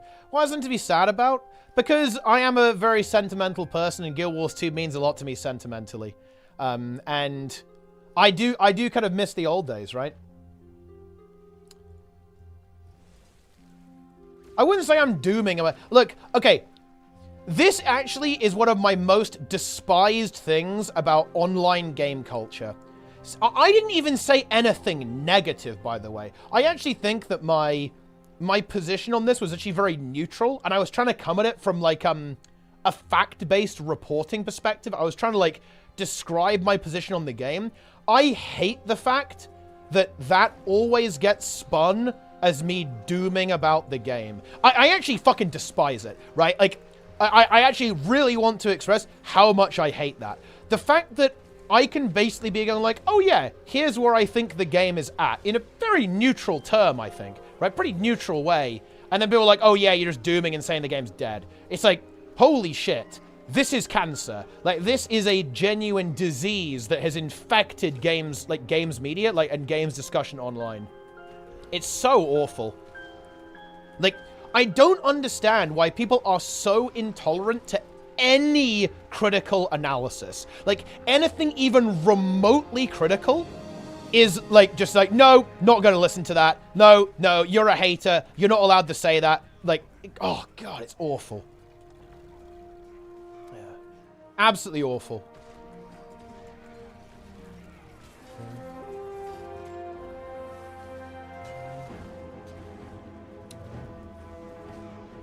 Yeah. The events, but I actually like the events. Yeah, those are really good. I like the return to. They kind of did a couple of those again. Kind of missed those, but they'll probably be back. And then we got smushed. Ow. We did get smushed.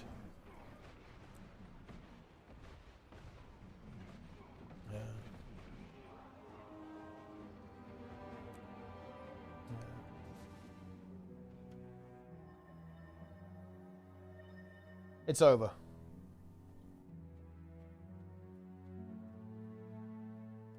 T-Bot is a mold for not showing up. I mean, honestly, you're not wrong. I am a mold.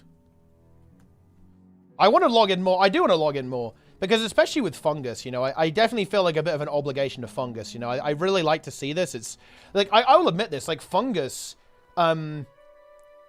Fungus is like a glimmer of hope that I see. I hope to do a lot of things with that, but it's just really hard just to find the time. You know, it's like really hard to find the time to do it.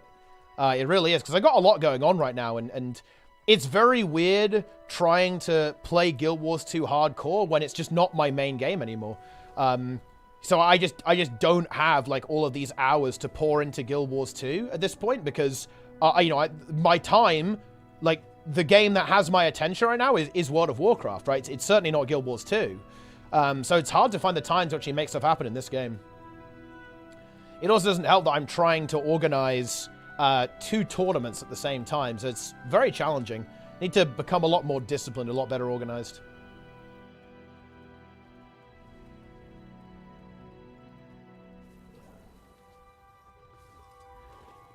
But that's just how it is.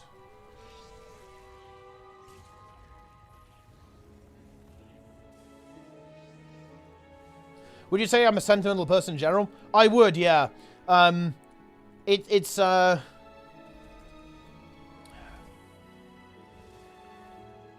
maybe people wouldn't expect that, but I'll tell you a secret, guys. I'm a little bit of a softie, right? I am a very sentimental person.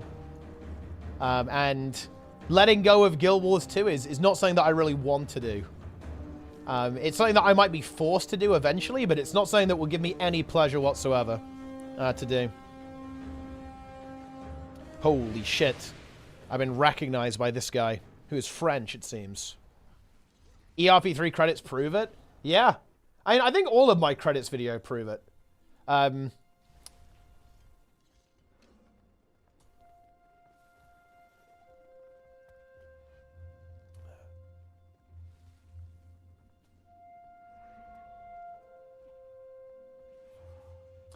Yeah. Yeah, I think I kind of... Yeah, I like credits. I do. Like, you know, it's funny, because I feel like nobody watches them. Everyone always leaves before the credits. But I'll tell you something. I actually really like doing the credits videos for all these tournaments. Because I think, one, it's like a celebration of everyone who actually made the thing. But it's also... it also is in a way like it's like a bit of a moment where I can communicate with the viewer directly, right? I really like thanking people who did stuff and like showcasing who was involved. And I think you can really express a lot of things. You can like have a little bit of flair for everyone who was kind of involved in this situation. It was pretty good.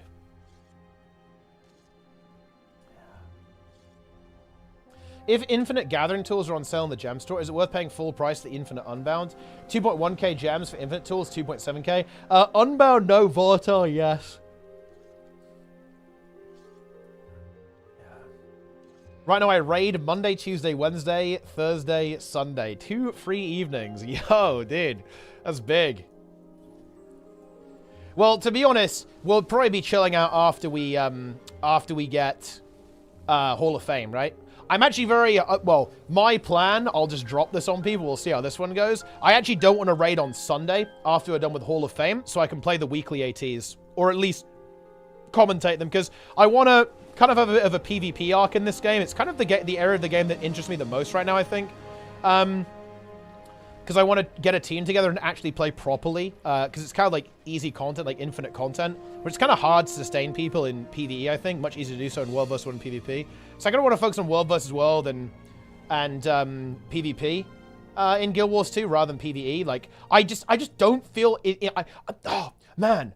Dude, I'm such a fucking, like, elitist, man. The idea of just, like, doing a weekly clear of raid bosses that are just a complete joke, and have been power crept into oblivion, it just doesn't attract me anymore. Like, I can't get excited for that, guys. I really can't. I can't get excited for that anymore, unfortunately. And, you know, I love watching, I think, you know, watching SC do their progression to getting, the, you know, a very impressive world record, right? Of 123 full. That was really cool. Watching Yui's stream was great for that. But it's like, man, I just can't find it within me to get hyped about, like, clearing this content. That's just like a meme. You know, it's, yeah, I don't know. Jaw in the chat. Behind the scenes of the castle during the, is very wholesome. Yeah, I think that's important. I think it's really important to do that. And to give, like, the special shout-outs. So, you know, it gave me a lot of pleasure to credit Ben for all the work that he did. Like, I to this day, people don't know how much Ben did. Seriously, people don't. People have no idea how important Ben was to the competitive scene in Guild Wars 2. Like, I know people were kind of memeing about how Ben leaving ArenaNet was like the end of things, but it kind of was. In some ways, it really was. Like, Ben leaving was so fucking bad. Seriously, it was awful. Ben leaving. When it comes to, like, the competitive scene, and especially, like, the community-run tournament thing, like, Ben was such an important asset. And losing that was brutal. It was absolutely brutal. Real shame. But at the end of the day, it's also worth celebrating. You know, he moved on to a different place in his career, and he's probably having fun. He's probably enjoying himself and having a good time. So, like, you know, we have to just wish him well, right? You know, like, we have to not frown that the age of Ben is over. We have to be thankful that it happened, and, you know, we were able to kind of be a part of that. That's what we've got to do. That's just that's the nature of things, guys. I'm rebuilding the game. It's time.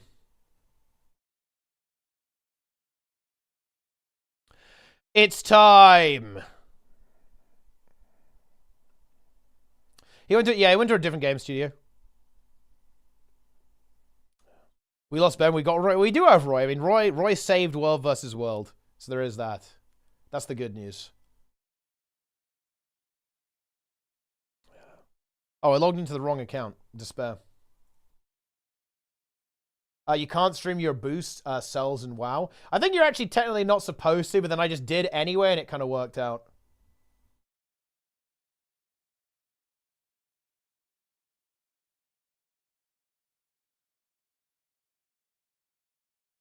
Yes.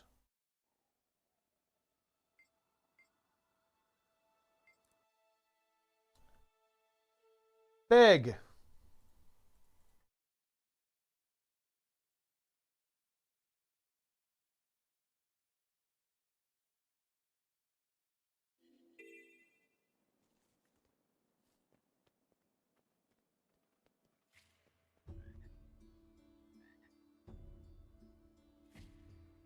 Guys, can someone... Okay, Jerna needs the VOD of the first Peepo inspection. Does anyone remember when that was? When was the first, like, inspection day, guys? I don't remember.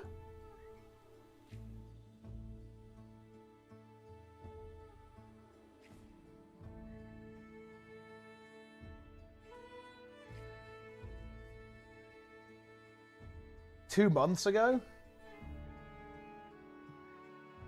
Yeah, I can't remember what it was. When was the first inspection? Of August.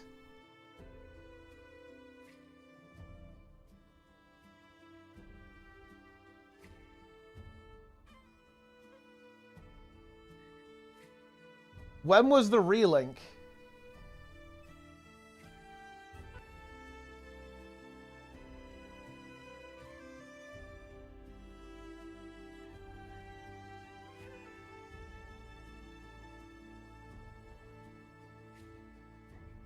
August 26th.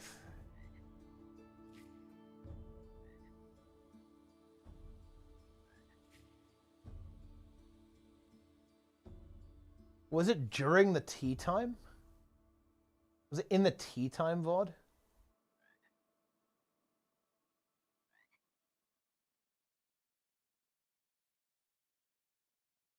Surely not.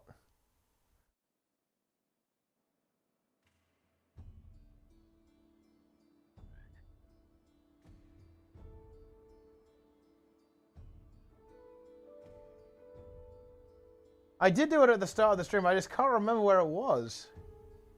It must have existed, right?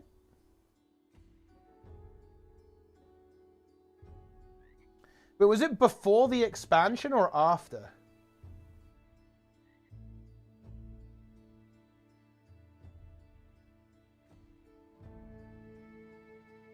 Was this the first one, though?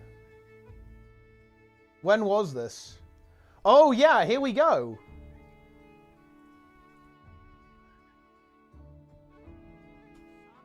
Yes.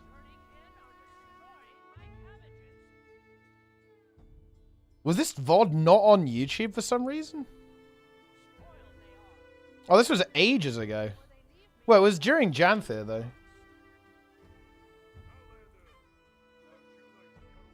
Ah, yeah. Fungus War Meeting. There we go.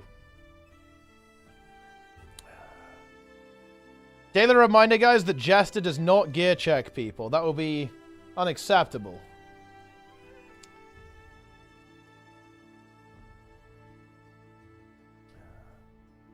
Yo. Azure alt account. Welcome. It's time for some spooky shit, guys. Let's go. Fungus.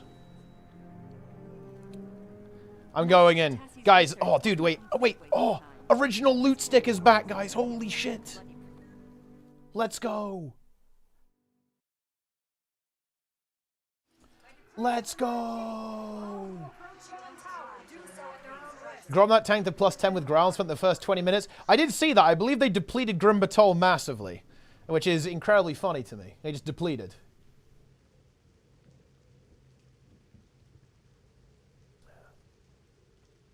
I'm going in. Surely this is cleared on first try. Wait, you mean the clock tower? I mean, look. Surely I make it. Have I done Halloween on this character before? I'm not sure. Maybe.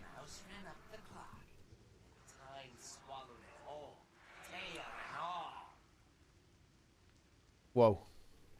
Got a char here. Oh! Mushroom Head Sylvari! Yo! And an Azura as well. I'm going to go in this. I don't think I've been in the stock clock tower. I'm going to go in after this. See what it's like. Mad King says. Oh, yeah, apparently it was bugged, but I guess they probably fixed it with just this patch, right? Your Mad King says. I'm going. Where's the music, by the way?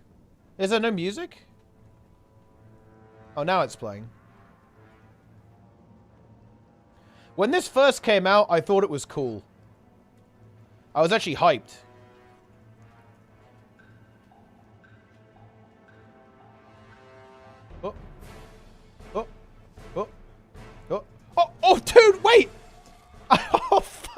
Well, that's embarrassing. I slipped. I didn't press space. It's actually over. That's an exposed, guys. Dude, I'm washed. I'm fucking washed, bro. That's crazy. Don't think it's cool now. I still think it's cool, actually. But I just remember when this first came out, I thought, this is awesome. This is so cool. I think... Fucking depleted, bro. That's crazy. That's actually insane. Woo. Mold. Honestly, I'm demoting Trig to mold rank purely because of his terrible taste in emotes. I really can't begin to describe how caught Trig is. Like when I think about the emote caught, I think of Trig. Trig is completely fucking caught. I'm sorry, guys, he is.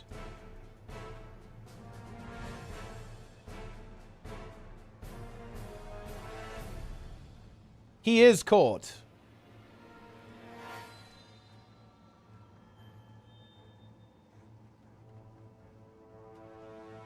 Oh, oh.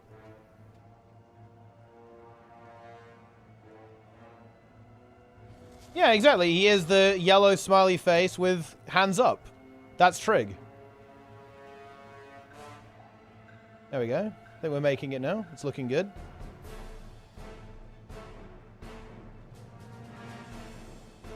Oh. Oh. We're in. Let's go.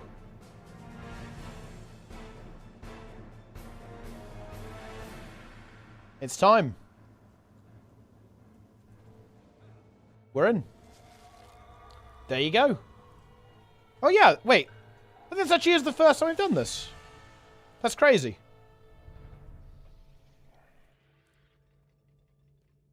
Oh wait, no, I've done some of this though.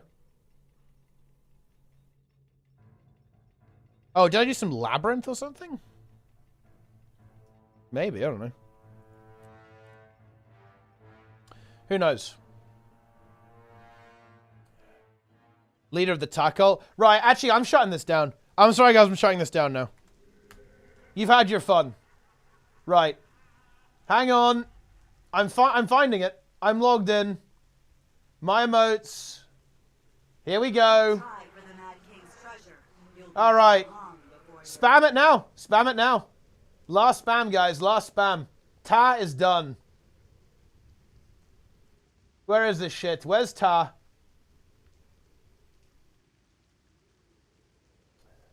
Where's Ta?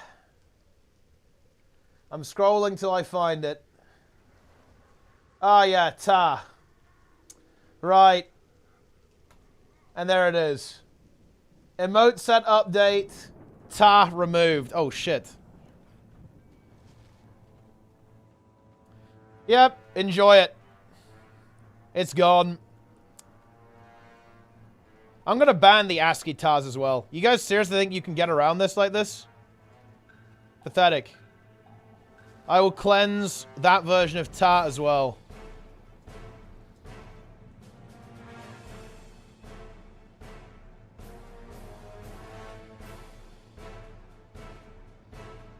Oh! Go, go, go, go, go, go, go. I'm going for all 3 chests. Well, actually, no, I already got the chests. So we're actually good. This is a 3 chest run.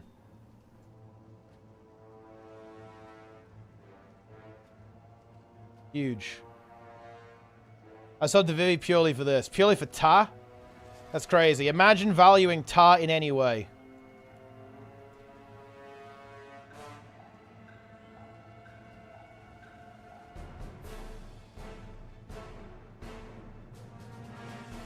Still here? Ta is not still here, guys. Ta is fucking deleted.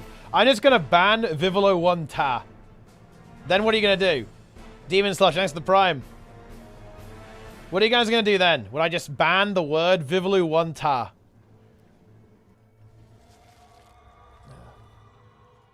Then you're powerless to stop me. You're powerless against me.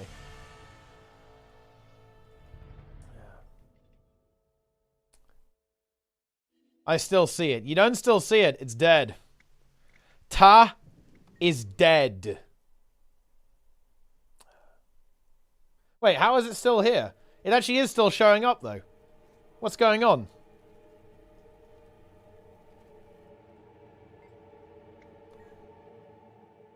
That's what Vivolo 2 tar will enable. Yeah, for some reason it's still here. I guess you have to reload the chain to refresh or something to escape from tar. I want to go on the stopped one. Let's go on the stopped clock tower. We get in there. I'm logged in. Wait, is this the stopped one? Oh yeah, wait, so this is stopped now? How do I get in? Oh wait, does it send everyone in when I talk to the NPC? Okay. So what happens if you fall off? Oh. Okay.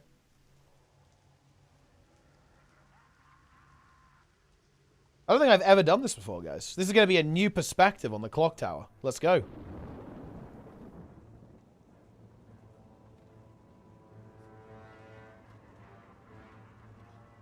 Here we go. Whoa. It does look pretty different because now you can see what's below you. So it's actually a very different visual experience, isn't it? Wait, can you glide? Oh, you can glide. So this is like absolute piss mode. Mental break mode.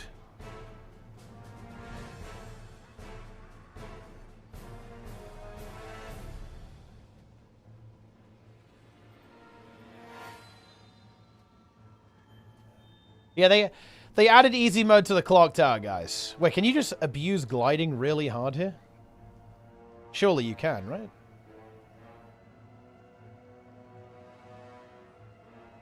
Yeah, you can.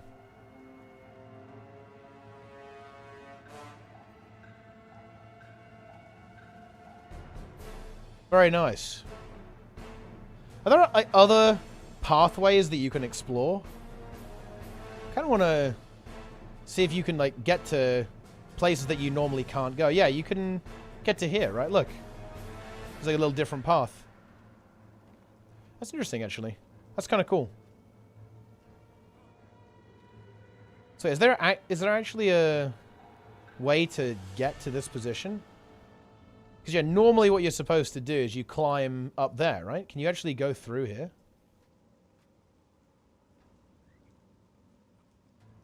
Oh, so actually, yeah, could you do this on the normal clock tower?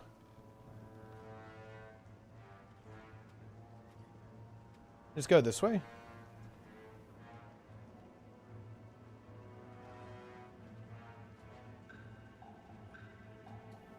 Nice. There we go.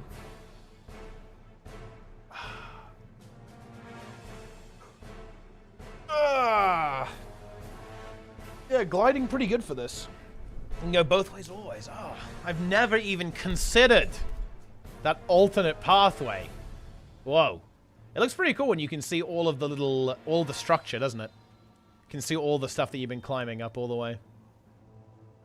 It's actually a really interesting trick of game design as well, of course, guys, because, you know, it's kind of set up to make it look like the clock tower is spinning, but you can actually really see it here. Look at the movement, guys.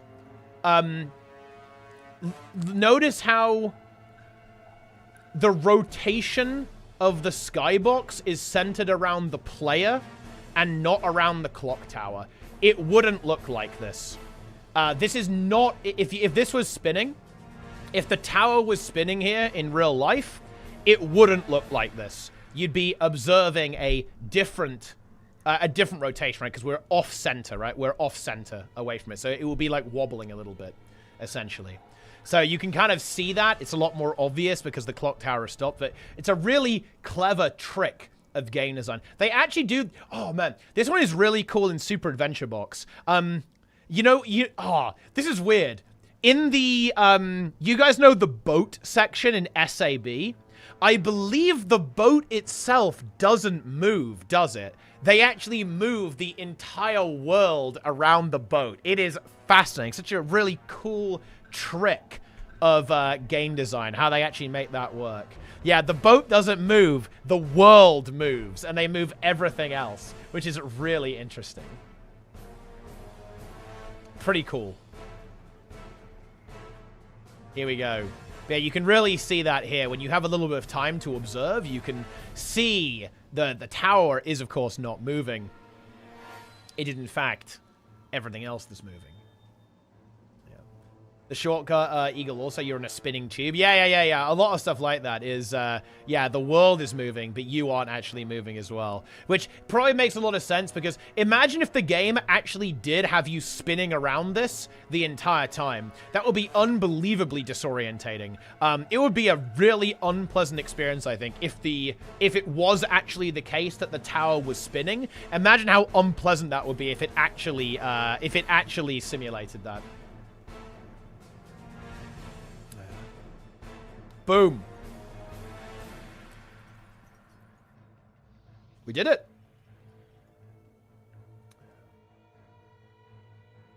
We're in. All right. Guys, it's time. I'm going to the labyrinth. Surely there won't be any heralds abusing this, right, guys? There's no way that any heralds would be giga abusing this, right?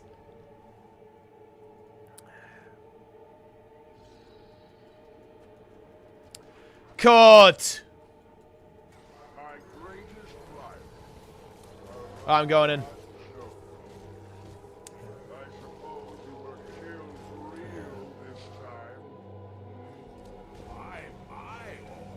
Very nice.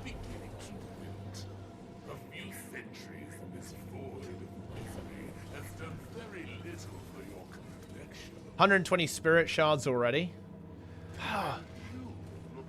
Do you make precursors, Lynn? For gold? Is that what you do? Because that's like the only thing that I feel like is actually good to do with spirit shards. I guess legendaries too. Appears Lasvia Herald, hypothetically speaking. Well, it's because if you just applying boons gives you credit, so you can basically play like an AFK farm Herald build, and you'll tag everything essentially. I don't know. Ah, okay, interesting. Yeah, because that's I made a lot of gold in the Zero to Hero doing that. Like making precursors was like ridiculous gold. Oh, I guess you just make legendaries then. You're just making legendaries. Building the Orient variant. Ah, yeah, okay. I mean, that is expensive, yeah. Why are you doing molding content? I mean, look, why not? This is good content, guys. Okay, I'm doing the race. Let's go. Doesn't work with a lot of heralds around you. Well, I mean, as long as the boons go on some people, it's going to work.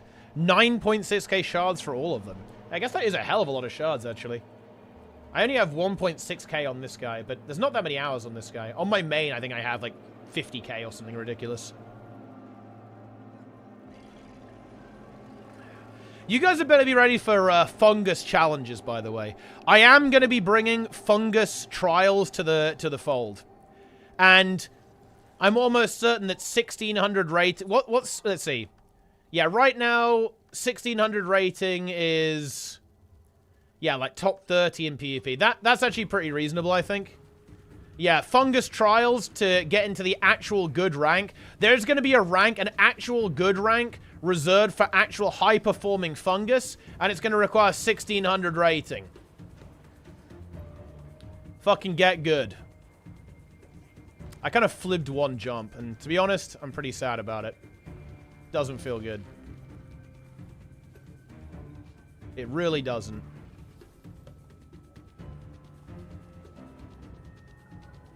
Go.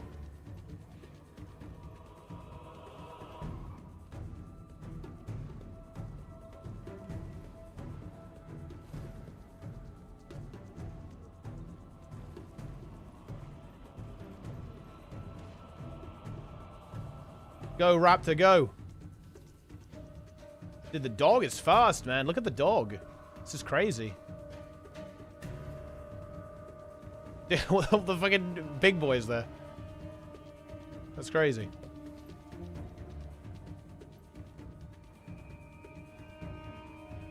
Dude, I'm nearly dead. This is bad.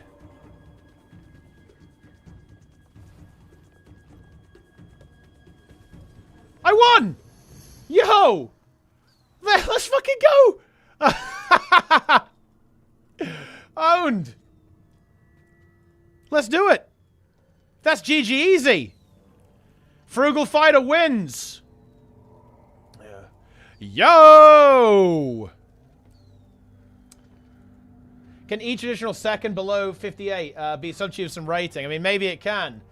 But look, I'm not sure if it can, actually. Fungus Among Us. And look, Fungus Among Us will be involved. Like, let me actually, let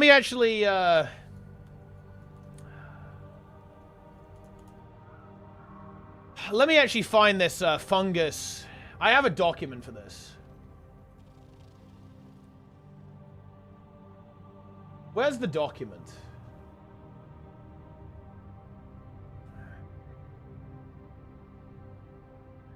Okay. Here's the current document for, fungus. 1600 rating in PvP, 58-second fungus, sub 2-minute salmon rush.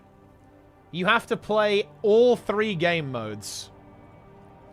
And then I actually haven't decided how strict I want to be on a benchmark. I basically want to force people to do some kind of unfun grinding. Like, that's my goal here, guys, is to essentially create something that's actually very unfun.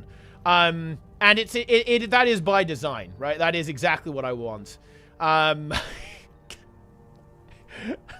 Because I actually think the way benchmarks are in this game, grinding them is mega unfun, I think. Because they often require you to kind of do some scuffed shit that isn't really that relevant to the real game, but that's kind of intentional here at this point. Yeah. Sign up today. No better way to burn out your players. Well, I mean, look, I just want to basically get the burnout done ahead of time. Like, some people will attempt it, break, and then quit. But yeah, that's fine, right? Like, that means they... Yeah, I mean, they were never going to make it anyway. You must do it first. Oh, yeah, no. Before I actually...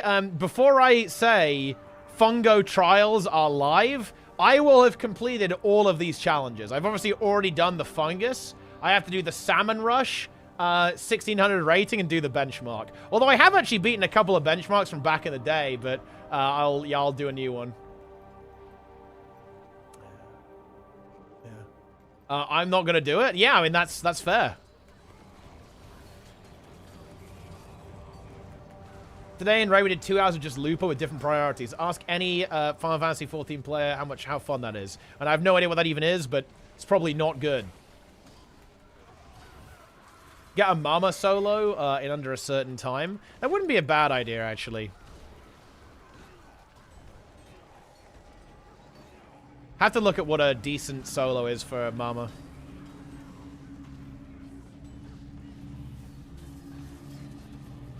$1600 solo queue. I mean, I'm gonna play some solo queue and see how it is, but I actually think 1600 is. I mean, dude. PvP is a lot deader. Look, you gotta understand, guys. All these numbers in my brain are insanely low. You guys need to understand, I played PvP in a time where it was actually pretty doable to solo queue to Legend. Like, it was hard, but you could do it. 100%. You know, Frosty did it, for example. Boyce was often very highly rated in Legend rating, while mostly solo queuing, right? It was doable, you know, back in the day. But yeah, now, like, 1600 is actually kind of high. So, like, my brain is a little bit rotted. You have to kind of bear with me on this. Because just, like, when I actually played PvP, it was just completely different.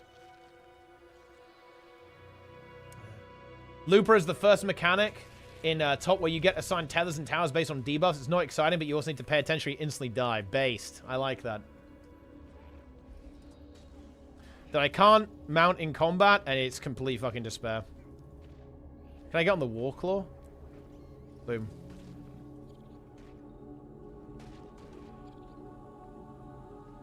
Legend was unreachable for the average player as well. It took about 2 world champs doing it. I mean, yeah, I don't know. Me and Nico, we duo queued to Legend after not really playing PvP properly. We did it in 1 season on 2 accounts. Like, it's doable. Like, getting high rating is doable if you actually put in work. Like, Legend is a little bit out of reach right now unless you do some game mechanic utilization. But, you know, it's possible. Yo, Michael, tier 1 billion sub. Nice. Yeah. But yeah, I mean, obviously, like, the population is so much lower that it's a very different situation now. But I mean, yeah, look, I will absolutely be real here. Like, for Team Fungus, I do not want average players. I want, you know, top players. That's kind of the point. Like, yeah, I do want people who are capable of being top 30, top 25, top 10. Why would I not want that? I do want players that are capable of grinding a little bit.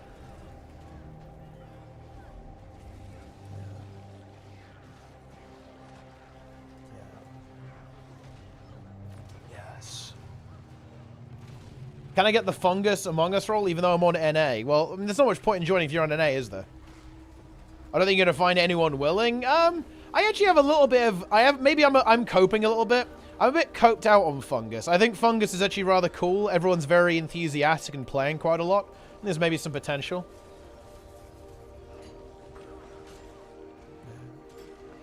We'll see. We'll see.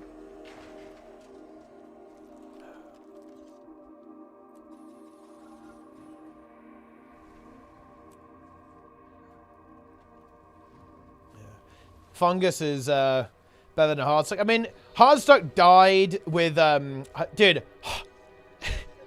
Hardstuck had a beautiful and short life. Okay, like Hardstuck was like I don't know, like a pet that doesn't have a very long lifespan. I'm not sure what that would be, but whatever that is, because it lived in a blaze of glory around the start of EOD. But then, look. Seriously, dude. Unironically, the Dragon's End nerfs killed Hardstuck, and I am not even joking, dude. Like, it was glorious. It was mega alive. Will was pumping. I was pumping. Darren's was pumping. Pang was pumping. Everyone was fucking blasting, okay? Everyone was pumping. And then they nerfed Dragon's End, and AX was pumping as well, obviously. And then guess what happened, guys? They nerfed Dragon's End, and every single one of our leaders said, yep, fuck this, I'm out. And they all quit. So it lived for a glorious moment before immediately dying.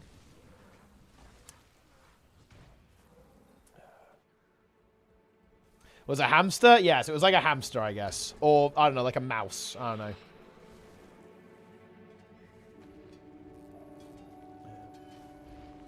If I can get an invite and the role, I can do it. Well, I can give you a role on Discord. There you go. Like, I can give you that. My lovely HS zip hoodie. Yeah, it's a shame. I actually really like the branding. I do like the guild, but it's just that, you know, it just died, right? Because everyone who was basically running it quit.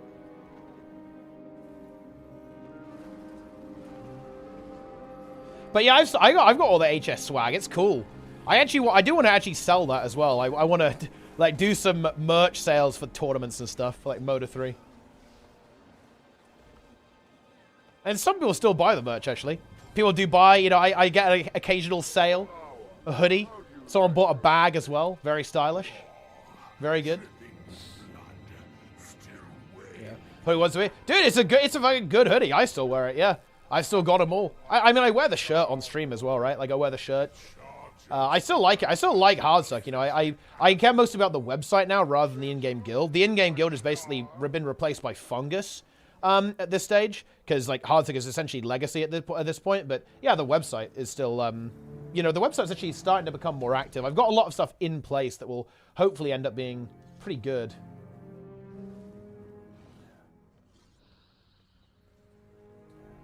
I actually have finished the system for Mota. Here's a feature that you guys might be interested in.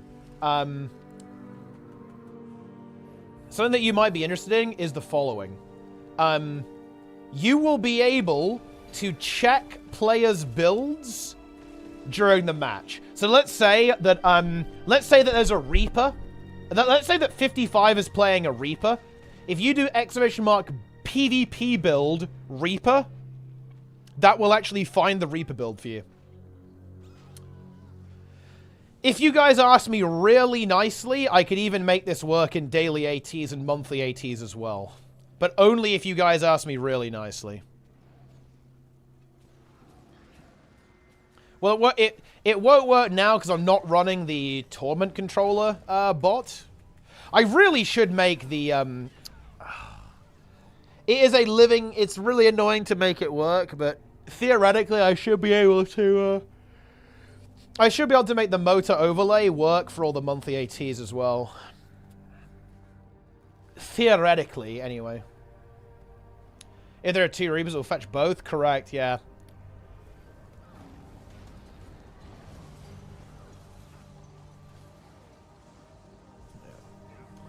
Yeah, there you go. Wasn't updated as much? Yeah, I'm working on that. The thing is about, the website is that, like, okay, like, man, Hardstuck was in a really, really weird position, okay? Because this is the story of Hardstuck, guys. It was run by me and a bunch of friends, right? And it was incredibly active at the start of, the start of the project. And then guess what happened? Every single person I know who was playing the game quit. So essentially it went from, we had loads of people doing stuff, to everyone who I was playing the game with uninstalled. Or basically stopped playing the game nearly as much. But, yeah. The good news is, with Guild Wars 2 being as it is, I actually think it's going to be pretty easy to maintain it these days, because the game just doesn't change very much. So, once it gets up to date, it will probably stay up to date pretty easily.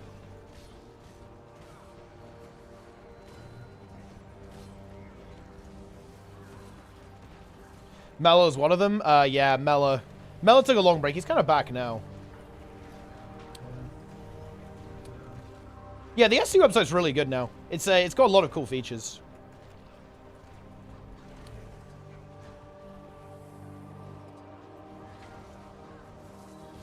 He quit again? Why did he quit again?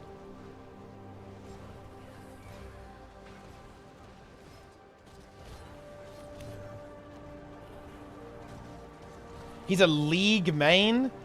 But I feel like that's somehow a downgrade.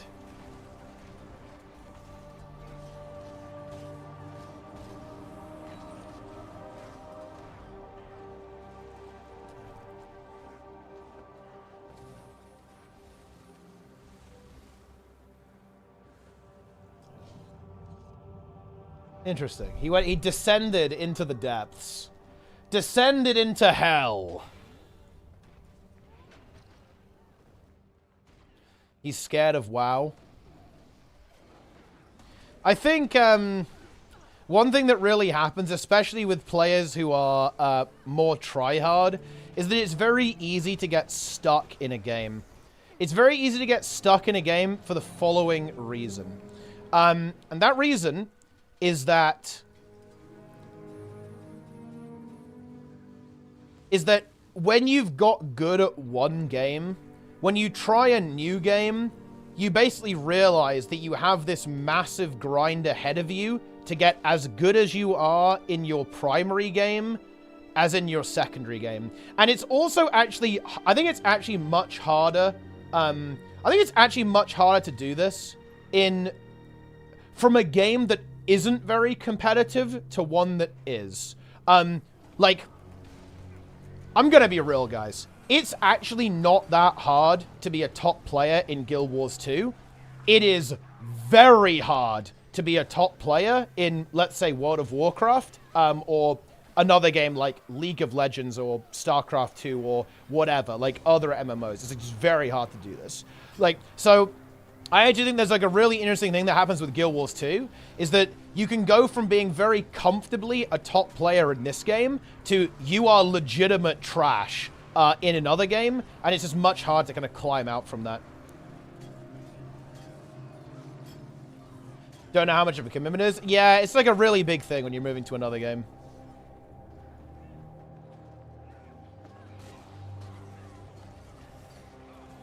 Especially when your first game is not as competitive as the game that you're moving to. Like, moving to a game that's more competitive is tough, for sure. Like, especially if you are a competitive player and you like being competitive. Because, like, you know, this is actually a really interesting thing. You know how some people don't like the fact that Mythic raiding exists? And some people don't like the fact that Legendary Challenge Mode exists in Guild Wars 2? It's because, there is actually a lot of enjoyment to be had in being competitive, and going into an environment where you aren't competitive to from one where you were, that actually feels really bad. So in other words, basically downgrading, like being downgraded as a player because of changing environment actually sucks. It's like really unfun.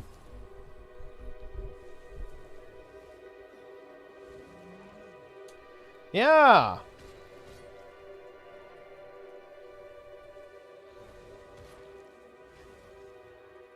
Check DMs. I'm doing it. What the fuck is this? What the fuck? Yeah, I mean, that's some classic BM. Bit of world vs. world toxicity, guys. If they're really competitive, they're going to adapt. Yeah, sure. I mean, that's exactly what that I'm doing. But the thing is, that's not necessarily easy. And it depends where you're at in your gaming career. You might not want to do that anymore. You might not want to adapt. Like, you know, I am very unchanging. I am very stubborn. So yeah, I adapt to any environment. Like, I went into WoW and immediately started tryharding and adapting to that game, but not everyone wants to do that. Like, not everyone has the time to do that anymore, or like the inclination, depending on like where they are in their kind of like in their life, in their gaming career, and so on and so forth. If you know what I mean.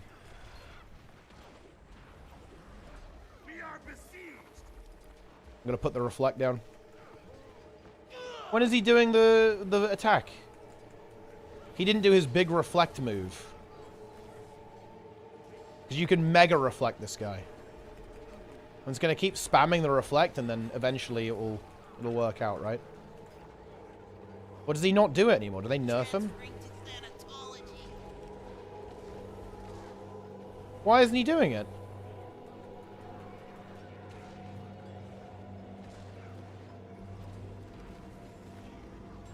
Maybe someone else is getting all of them. Is it the Ventari bubble that's blocking them?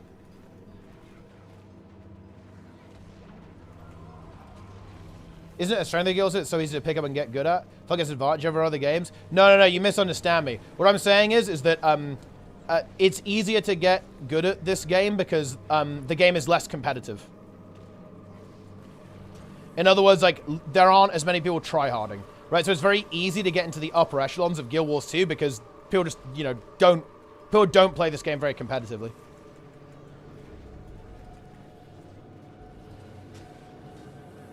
I died 3 times in Classic HC today. Very nice. That's what we like to see.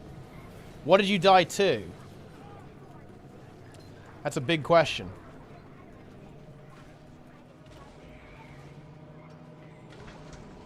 You get worse in your main game, you try a new one. Took me a long time to play another game besides Dota, because every time I did, I would go back and lose that mark because I'd be out of practice. Probably doesn't apply to Mellow, though, and Guild Wars 2 because it's not that competitive. Yeah, I mean, it's very difficult to maintain level in 2 games. I think, funnily enough, yeah, you actually can do that in Guild Wars 2 because of its nature. But yeah, in more competitive games, it's very difficult to do that for sure.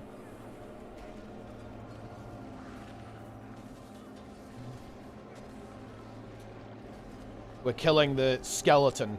The skeleton is going down. 0 tolerance. It's over. Because part of the Fire Exile 2 is coming out, it's a mega game that everyone's going to be checking out. Well, I mean, I think Guild Wars 2, I think Guild Wars 2 is very resilient to other games, actually, because it doesn't really compete with them, not directly anyway. This is quite intelligent in the way that it does things. Like, Guild Wars 2, it definitely is, like, it's got its own little niche, right, in the gaming industry, which I think works out very well for it. Guild Wars 3 will be more competitive than Guild Wars 2. I mean, it's going to be very interesting to see how Guild Wars 3 goes. I'll be very interested to see, like, what ArenaNet actually cooks. What will they cook?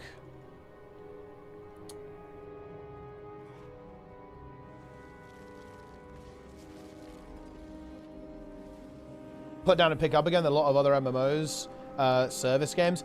Different context, but yeah, like we're talking about skill level rather than like gearing and stuff. But yeah, so I actually do need to split the hair there, because you're saying it's easier to pick up and put down because of well, actually it is because of multiple reasons. One, Guild Wars 2 changes a lot less than other products, so it has that going for it. But also, yeah, there's no progression. But skill wise, obviously it's, you know, every game is basically the same, right? Although you could actually make the argument that because Guild Wars 2 doesn't change that much, that skill wise it is a little bit easier to pick up than other games. Like other games typically change more, so like you'll be out of date on knowledge, like more so than other games.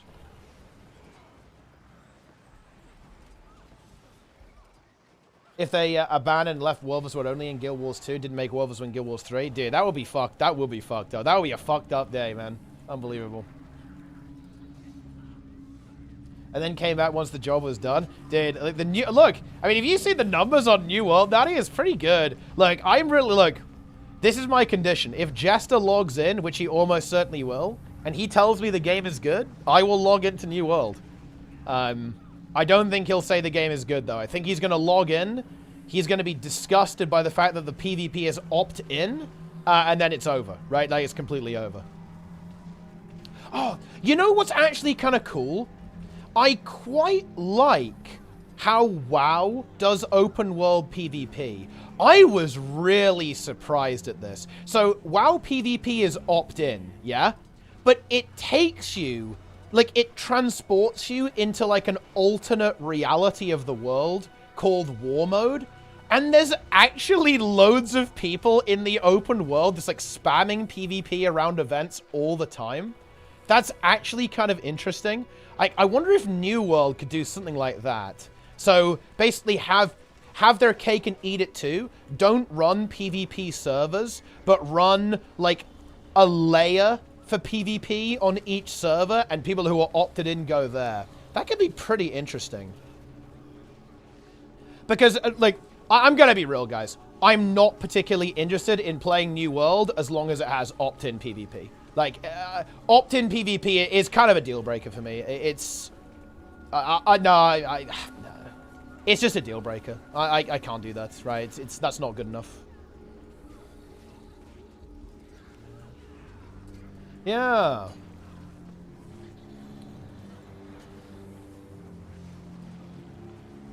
What do you mean more WoW content? I know you stream it. Your WoW streams are usually very focused and pretty quiet, providing less commentary. Yeah, I'm working on that. There's a couple of things. I just need to play the game more to practice streaming the game. I'm just no good at it right now. And also, it's just time. I need to actually come up with like a good idea and actually execute it. And I'm trying to juggle a lot of plates right now. There's a lot going on, and I'm working on it. I'm working on it. But yeah, that will be the goal. Like, again, like I'll be very transparent. My long-term goal, guys, like, is to move to WoW, right? Like, or at least, maybe Guild Wars 3 will kind of bring me back. But yeah, like, I want to be making far more WoW content than Guild Wars 2 content for sure. I'll still do all the usual Guild Wars 2 coverage, but yeah, like, moving to WoW is the goal at this point, permanently. But I'm working on it. Just a skill issue, really. It's a skill issue. I'm trying to find, like, a solution that actually works. Trying to find, like, a stream schedule that makes sense, right? Like a streaming setup that makes sense, content that makes sense, all that kind of good stuff. WoW 0 to Hero. I mean, I don't know. Maybe people would actually like that I can do 0 to Hero in WoW, but I mean, it would just be like me playing Mythic Plus, you know? Like, it's not complicated. You know, there's like, the progression in WoW is a lot less complex than it is in Guild Wars 2.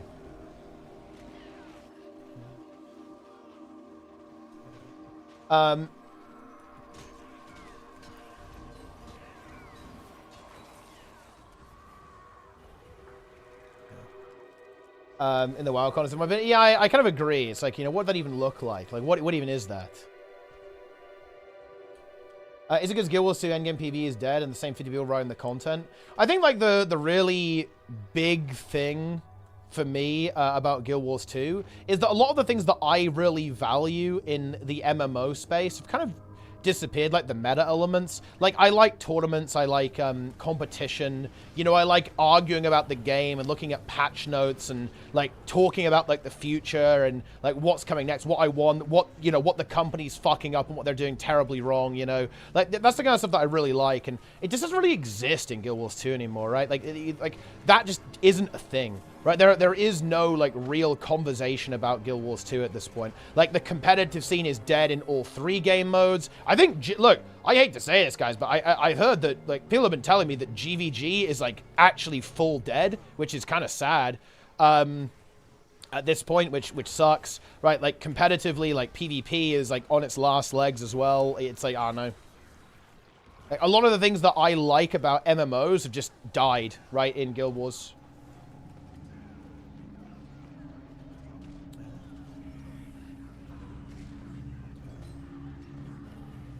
Where at Rocks, you get to do a lot of open world PvP. It's not the same. It's much better than it was on launch when it comes to PvP. Well, I mean, the thing is, if it's opt-in, like I'm just like I'm out. You know what I mean? It's like I don't want to play this opt-in bullshit.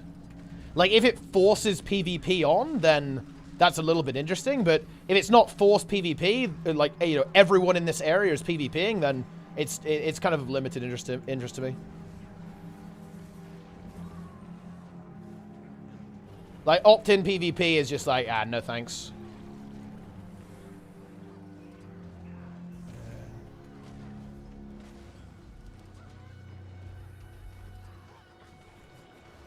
Faction PvP missions.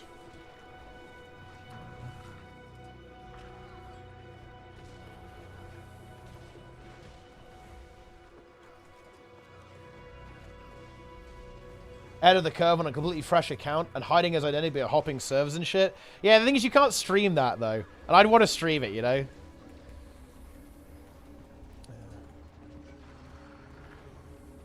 Dude, yeah, holy shit. Pugging Ansarek sounds like pain. Although, honestly, if you get everyone on voice, it's alright. If you do, like, a proper progression pug and get people on Discord, then it's pretty good.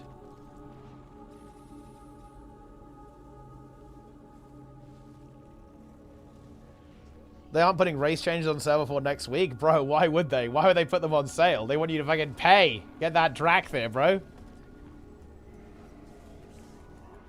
Swiper! Swiper! Dude, look at this labyrinth farm. Am I getting good gold per hour right now? Am I farming? What's going on? Am I juiced or what? I have 200 bags.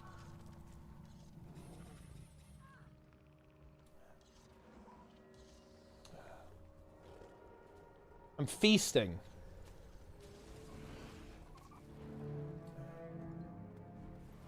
Yes. Is Guild Wars 2 dead to other games that come in 2024? No, Guild Wars 2 is still very much alive. The only part of Guild Wars 2 that's struggling is like the competitive, is content creation and the competitive scene. The content creation scene is pretty dead in Guild Wars, and the competitive scene is pretty dead in Guild Wars. But like the casual scene is like really alive. It's doing really well.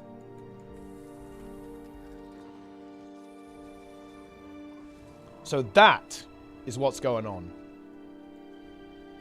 Whoa. That guy was like climbing on the walls. That's crazy.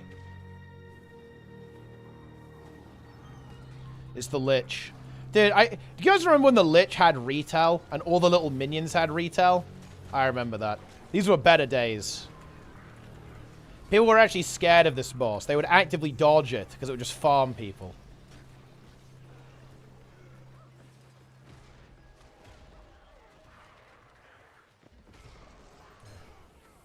Nice.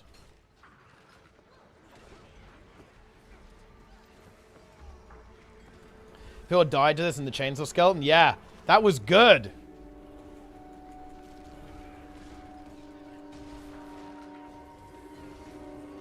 Talk about Throne Loyalty, what's your opinion when you try it? I mean, like, it actually looks pretty good. But the thing is, I'm only really interested in playing games that I'm going to play long-term. I'm not really interested in, like, short-term games.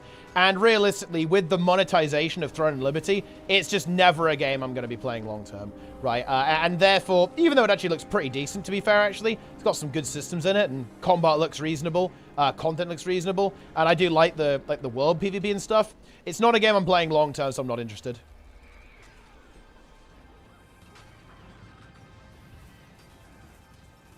How long until we get a reason to care about winning? I am not feeling super optimistic, to be honest, Jimmy, about that whatsoever. I just don't... I don't know. I think it might not happen, if I'm being honest. I'm not sure if it's going to be a thing.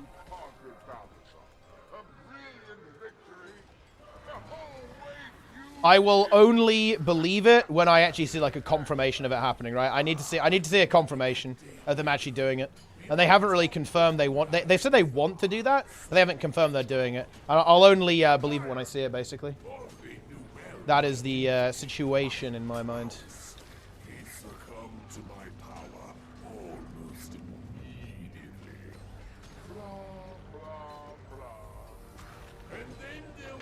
Boom. Incredible.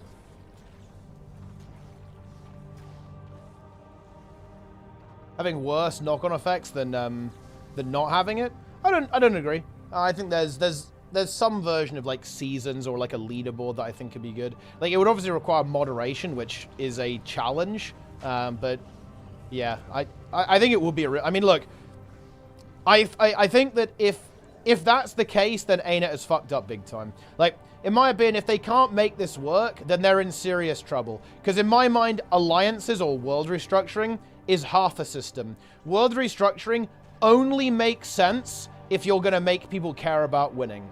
I think if you don't make people care about winning, then world restructuring is actually pretty bad for the game. Because all it's done now is basically break up communities and cause them to like continuously get split up and moved around like every month and a half or whatever, which I don't think is a good thing. So if they can't make it work and they can't find some way for it to be good, then realistically, I think the world restructuring changes are not good. Like, to me, it very much feels like, you know, the first half of the changes, right? Like, we add world restructuring, and then after that, we then... you know, improve the winning condition, like the infrastructure there. That would make sense to me. First Garth. What do you get from winning? I mean, back in the day, you had like seasons and stuff. There was actually like a competitive element. It hasn't been there most of the time. Yeah. You know, the funny thing is...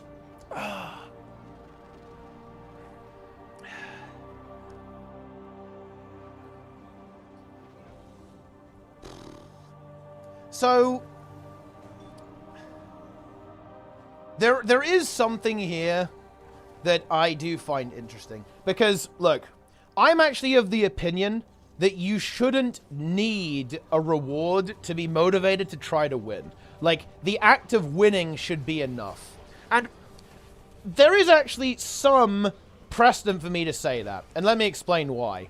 World versus World has been incredibly competitive, even before stuff like pips were added to the game. Like, I started playing World versus World before pips existed, and oh boy, people took that shit seriously and wanted to win.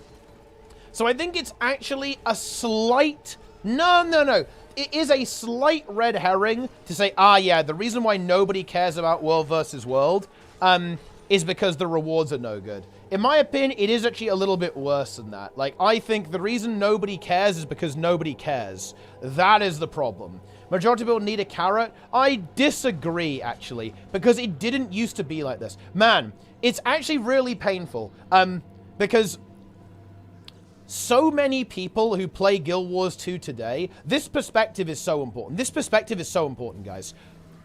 I really need you guys to understand that when I played World versus World, people just cared. They cared about winning because they cared about winning. And it was about community and competition and being the best server, right? And like shitting on the other crappy servers. That was how it was. It was already like this. So this idea that, yeah, if we add a reward, that'll fix it. I'm actually not confident that it will anymore. Like, I'm a little bit scared that it wouldn't do anything. Because the only time when Guild Wars 2 has been competitive is when the rewards sucked, or they didn't even exist. So, like, this idea that, yeah, it's because there's no reward, that doesn't really ring true to me. Because why did we not need rewards back then? Like, what was different? Like, that to me is the interesting thing. Like, we need to be asking the question, why was it so different back then? Why did people not need a reward back then? What changed?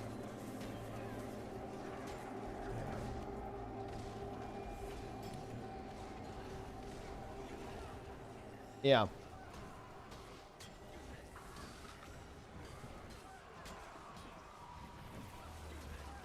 You know what I'm saying?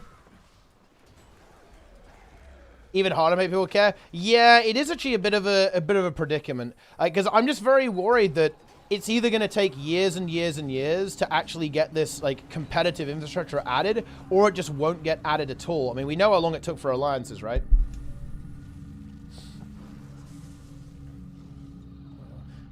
Complexity of Wolves. I mean, World vs. World is plenty complex. It's just that, you know, you've just got to get into it, right? Too much content in the game competing for your time and attention. Well, not in World vs. World, right? Like, the World vs. World players, like, they're, you know, they're very dedicated to the game mode.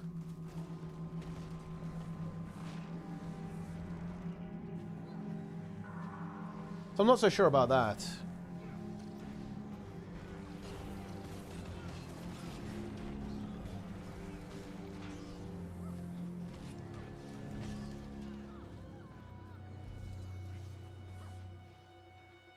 He'll go there just to farm rewards, not to win. Yeah, maybe.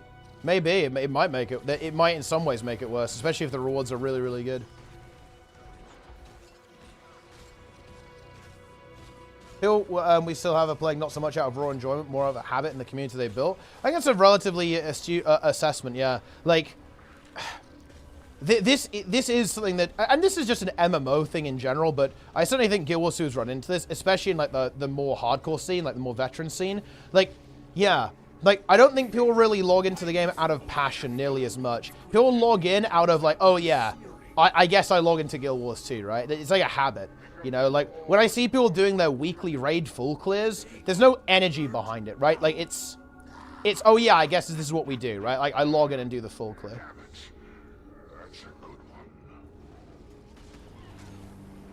It is definitely a big problem. I have a lot of thoughts on this. I almost want to call in. Maybe it's time. Maybe we bring Jimmy into the mix.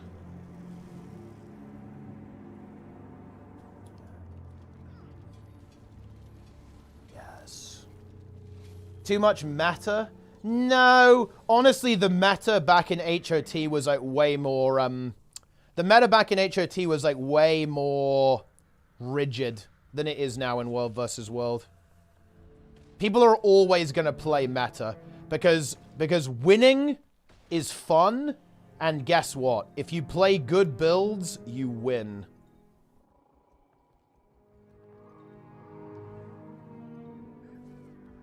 That is how it works. Why has World vs. World fallen off? Games simply got old, and I agree. What rules don't motivate people that are bored and never interested in the first place? It needs new players. Guild Wars needs to advertise World vs. World to entirely new players. I mean, yeah, maybe.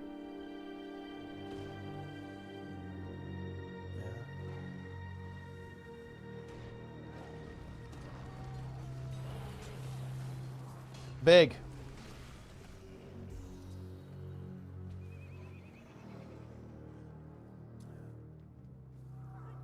I definitely think that like game modes like PvP raids and World vs. World desperately need new players, because the players that are there are either leaving, playing less, or apathetic and aren't caring anymore, and there aren't new players joining. Like new players are not getting into PvP, they're not getting into World vs. World, and they're not getting into raids. So all of these game modes are basically withering, and even worse, the community that already exists there is kind of festering, like in a pretty negative way, right? Like what's happening is that the people there are just becoming more and more apathetic, and like not really caring about the game nearly as much, and just like playing less or just like not engaging as much. I am actually a perfect example of this. There was a time, guys, where I was like very clued in right? Like, I was clued in with the news. I, like, knew everything that was going on in Guild Wars 2. I was, like, reading the Reddit every day, right? Whereas now, I have no idea what's going on. Like, I simply do not pay attention anymore whatsoever. I am the problem, guys. I'm part of the problem.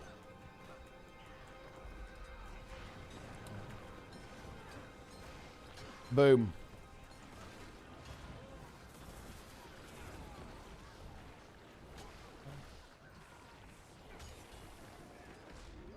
I'm calling Jimmy. I'm bringing him in.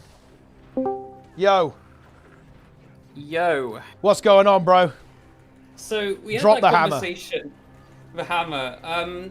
Yeah, if they're not going to make winning matter, then yeah, the last 6 years is kind of funny, right? Waited for alliances. Yeah. Because,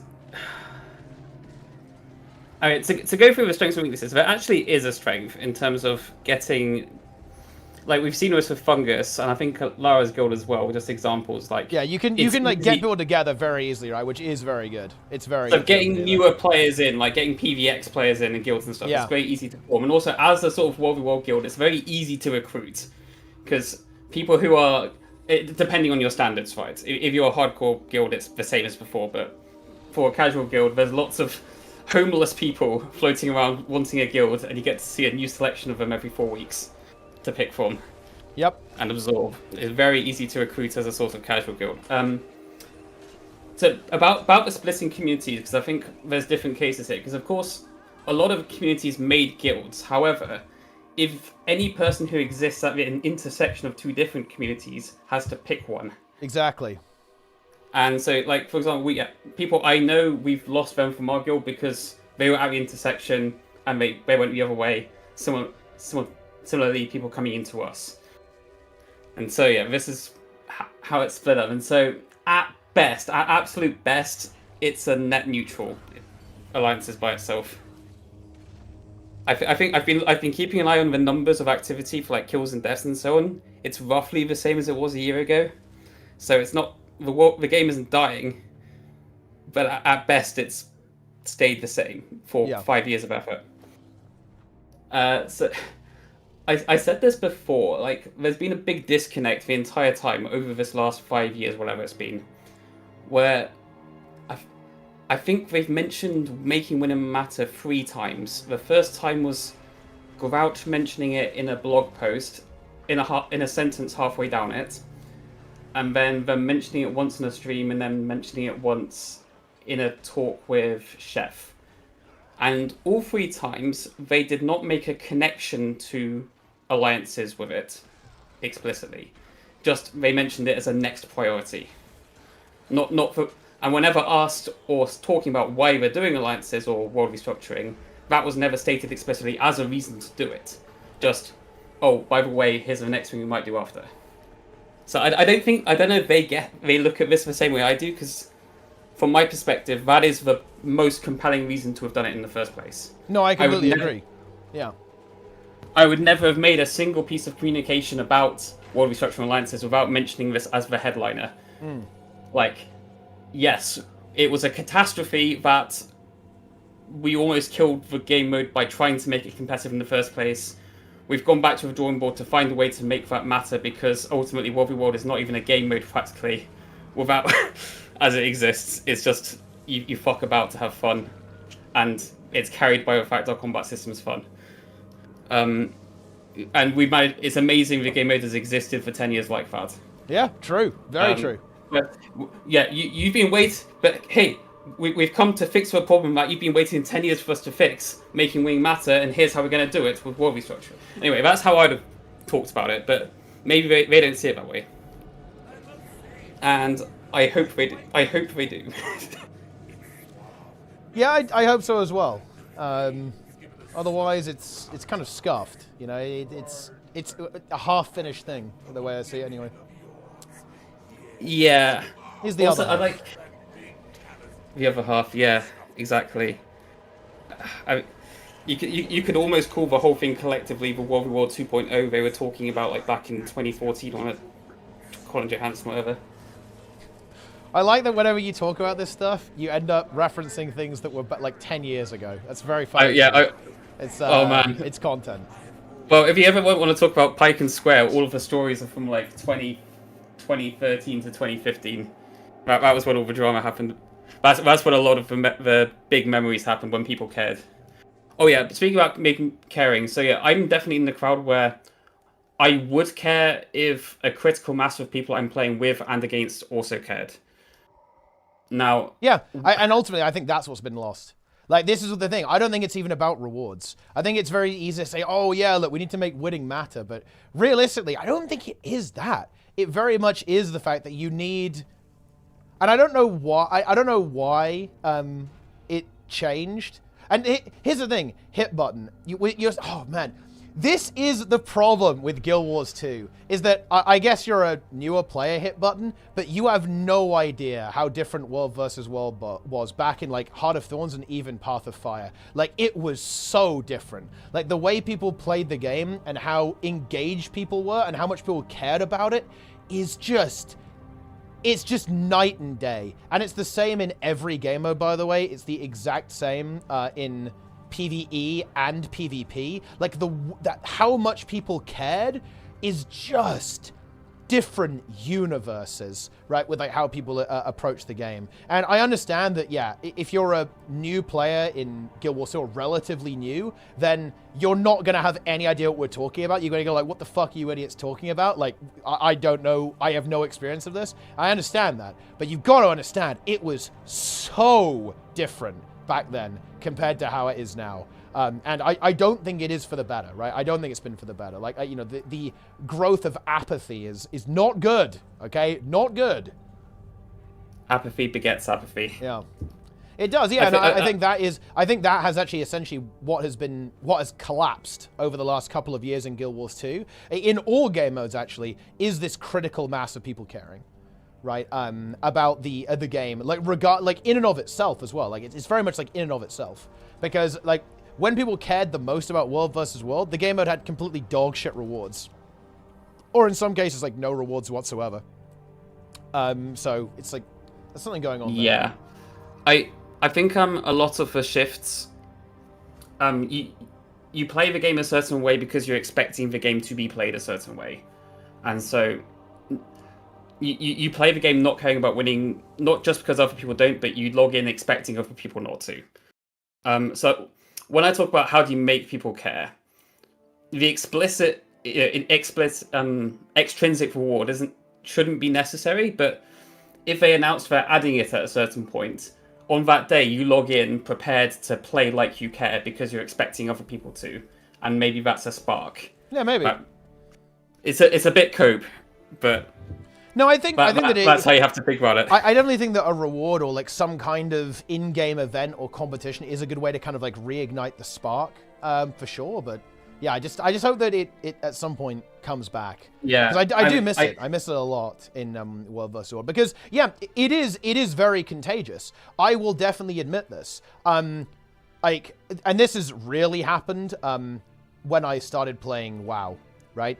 Like, when I started playing WoW, it's very addictive. Not the game. It's the fact that I'm surrounded by people who care. Like, everyone is like, oh shit, we're going to try and get top 100 world rank on clearing this raid. With my Mythic Plus, it was like, yeah, we want to qualify for the tournament. Like, yeah, we want to do the best we possibly. We want to go hard. We want to play, right? Like, that environment is what I'm looking for, right? And you do kind of need...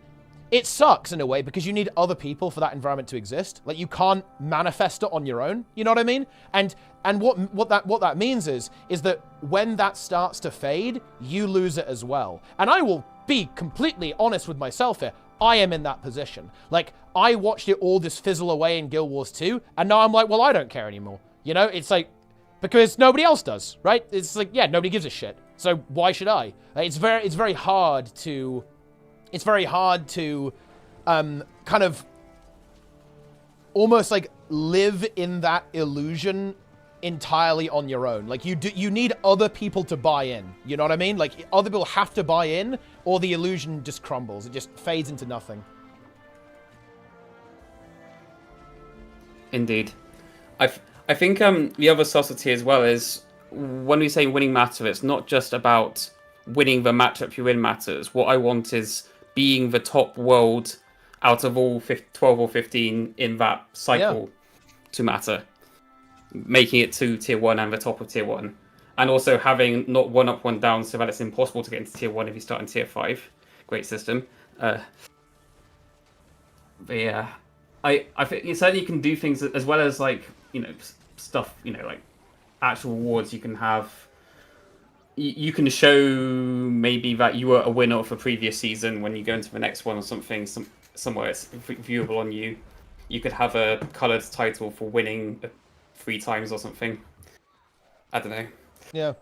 But yeah, it's just about making a spark, like get to be able to get in the first place and hope that begets that behaviour in the future. Yeah, it's really interesting, actually. I think this is almost where you have to study other games. Funnily enough, I actually think that looking at Guild Wars 2's contemporaries, like Final Fantasy XIV and World of Warcraft, are actually good spots for this, right? Because both of those games have had some rocky moments, right? Of course, when 14 released, it didn't really work out super hot, but, you know, they were able to, like, rekindle it, right, by re-releasing the game, basically, and remaking it. And then on the WoW front, you know, they had a rough run with Battle for Azeroth, like, and then Shadowlands didn't work out super well for them, right? And people were in, like, full despair. But here's the thing, they brought it back. It's back now with Dragonflight, right? Like, the spark is back. Like, everyone cares about the game again, right? And they've continued that with the War Within, and, you know, they're carrying that momentum from Dragonflight into the War Within as well. Yeah, I think. So it's like, how are they doing it? Like, how are they doing it, right? Why does Guild Wars 2 fail to do this? I think is the most important thing, because I think what Nomana actually said in the chat is really important, because I really felt this with Janthir Wilds. Janthir Wilds was like, oh yeah, this is cool, but it wasn't hype. You know what I mean? It wasn't hype for me. And I think that's kind of an issue that the game has, is that it's not a hype game, right? Compared to other games, like, you know, I think especially, you know, there's so much energy around, let's say, the latest Final Fantasy expansion. People are fucking going crazy over this stuff, right? And the same is true with a World of Warcraft expansion, or whatever WoW's cooked up next, right? With, like, whatever version of, like, vanilla WoW, whatever flavor they're doing of that. Like, people are going to be mega hyped about it. They're going to be going crazy. Like, even if, like, some things haven't gone very well. Whereas I think I just think that Guild Wars 2 hasn't recovered this kind of hype that it used to have. Like, it used to be this way, but it just isn't anymore, which is weird. I do think some of that is because, like, we are essentially marching towards, like, the next game that ArenaNet is making, so, like, hyping Guild Wars 2 is, like, less realistic, like, less feasible, but it is a shame to me, I think it is a shame. Yeah, I think, so I'm not a WoW player, but certainly what was viewable from the outside was a very expressed intent from the developers for the game to be something it hadn't been for the previous few years. Yeah. Backed up by changes that and then they actually make did sense. it. Yeah. And not just like piecemeal changes, but a lot of changes at once. Yes. To say it is now is the time to come back. Yeah, exactly. That was Dragonflight, 100%. That was very much like Dragonflight in a nutshell. They said, yeah, you know all that shit you don't like? Well, we got rid of it, pretty much. So if they had fixed one of those problems at a time every year or so, you know, over the course of 5 years, it doesn't, again, there'll never be that moment to say, oh yeah, now is the time, it's come back now. So I certainly think, you know, if we're talking about in terms of like a comeback or a relaunch, if we're talking about a relaunch of World v World, they can't get away with just piecemealing in, okay, we'll add a little bit of extra reward for winning this time. In 6 months' time after that, we'll do a little bit more because it hadn't had the effect before. No, you've got to have a big brand, like it is now. We're changing. Yeah, it is changing. That is definitely a bit of a downside of the new model. The new model is anti-hype. Right, essentially, like, because all the, you know, on Janthir Wilds, they're going like, oh yeah, there's a new raid coming 3 months after launch, and then the actual hard mode is 6 months after launch, right? So I'm like, okay, that's interesting. Weird, right? Like, you know, if you think about what actually happened on Janthir Wilds launch, it wasn't that insane. Like, realistically, it's like, you know, it's happening slowly, and it's the same with the world versus world stuff. It will, like, slowly happen, theoretically, which is a bit of a weird one. Yeah, indeed. Yeah. And also, so some of the stuff with world restructuring, you know, it's not even beyond making winning matter. There's things to me that strike me as obvious follow-up that we still haven't even heard stuff about. So again, like 1 up, 1 down is just almost non-applicable. It doesn't work in a 4-week cycle. It's just so slow. If you start in tier 5, you never have a single matchup in tier 1. That's just one thing.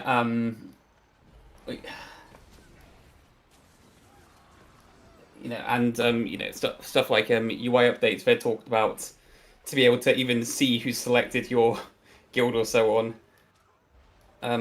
They had one follow-up post, but it's been, 3 months now? 4 months now? And we've not heard what their next plans are. Yeah, they had that scoring system where they took away again. The communication is just not good from ArenaNet. It's really, really not good. We need some studio updates. We need to know what the hell they're actually cooking, right? Because we just don't know. We really, really do not know. What the hell is going on. Especially when it comes to world versus world, what the plan is there, right? We don't know what the raid is going to look like. We don't really look. I think the raid is actually really scary to me. I think ArenaNet they're playing a very dangerous game in my mind because they haven't set expectations for what it's going to be at all, and to me that is really scary because look. Let's be honest here. People are expecting the moon with this raid. I think people are coped hard on this raid wing. And I actually think this is not... Well, it's ANET's fault, but indirectly. I think people are going to be disappointed almost no matter what. But it is ANET's fault because they failed to set expectations, right? And I think... It's been a huge mistake to not do this, right?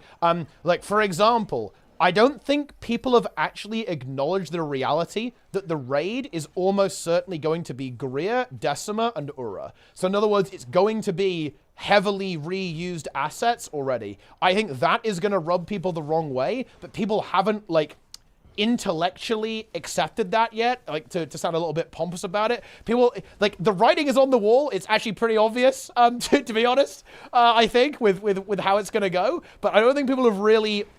thought about that yet. I think people are really expecting basically HOT, right? People are expecting we're going back to Heart of Thorns. We are not going back to Heart of Thorns, guys. We are absolutely not. And this is the players should expect you should wait before you fantasize and write fanfic about what the game's going to release. But on the other hand, it should be someone's job at ArenaNet to set that expectation, right? And I think this is something that they have just not done very well, right? And I think that really feeds into the anti-hype as well, I think, right? Because now, if ANET said, oh yeah, big world versus world update in 6 months, even if it was that far out, right? People would go, oh shit, that's big. Here we go. Big world versus world update. Let's fucking go. But you get nothing. You get no communication. You have no idea what's coming. We have no idea what they're doing, what their plans are, or where they feel the game mode is right now. We have zero communication, at all, about the game. And it's a really big problem, right? I think. In this regard. Whereas I think other studios, I mean, fuck it. We can complain all I want, but I'll say this. I think you've probably been keeping track of this as well, Jimmy, right? But the communication in New World is kind of a bit of a class act, right? They communicate a lot, right, with the community, right? And they even eat a lot of shit live, right? I think you were the one who linked me these brutal Q&As, right, with the game director and stuff like that. It's absolutely remarkable that they even upload this stuff. It's crazy. But yeah, we really need this in Guild Wars 2. We really do, I think. Yeah, I mean, certainly they had one ANET mistake where they were hyping people up for the console and it was release reveal. That was so bad. Oh my god. That was an Ice Food Saga moment. Yeah, there, that actually was an Ice Food Saga. But that is true. That was absolute disaster. Yeah. But so what I would want is just a clear medium term plan. Okay, you announce scoring changes, for example, or contesting changes, so on, or this could all be. I could read between the lines here, coping hard of these actually make sense in the context of making winning matter. Well, is that your plan? What or if not that, what is your next? What is your vision for how World v World will be different in 6 months, a year's time from now that you're working towards with these changes? Yeah. And please have an answer, not just we're not working towards anything, we're just making some small changes that kind of feel like it makes sense. That wouldn't be encouraging.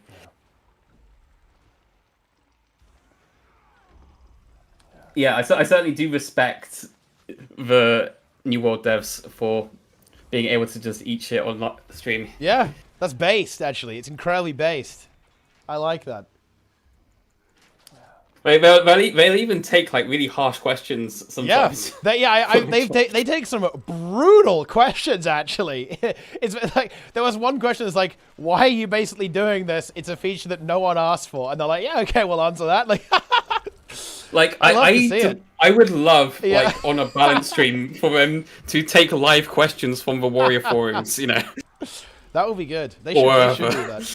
They should live reply. They should just read some threads and just reply to them live. It'll be content. Yeah, it'll be good. Nice. Yeah. I can't. Have you been keeping up with what Ashes is going to be launching with in 10 days? The Alpha 2. Oh no, actually, no. Wait, what is it launching with? So, for years now, this whole thing was okay. It's hard to make up from the live streams exactly how done the game is, but we're going to get the Alpha 2 launched and then we'll know. They've announced it's coming in 3 phases. Oh, so no. phase 1, October. Phase 2, December. Phase 3, March. We'll see if they stick to that date. They never have stuck to dates. And phase 1 has basically fuck all in it. Right. We have like 60% of one zone. Well, one zone? Yeah. Now, to be fair, coping. This one zone is the size of New World's original map. Okay. A zone is big in Ashes. Okay. But I'll see if I can find the map. Basically, like we've got the zone, and they show all the quest givers, but all the quest givers are only in like 1/3 of the zone, and it's the same part of the zone they've been showing in all their live streams. And yeah, so it's hard to. They're not really proving that 95% of the game exists. Also, all of the features that are actually interesting about the node system don't exist until phase 2 or 3. So, yeah.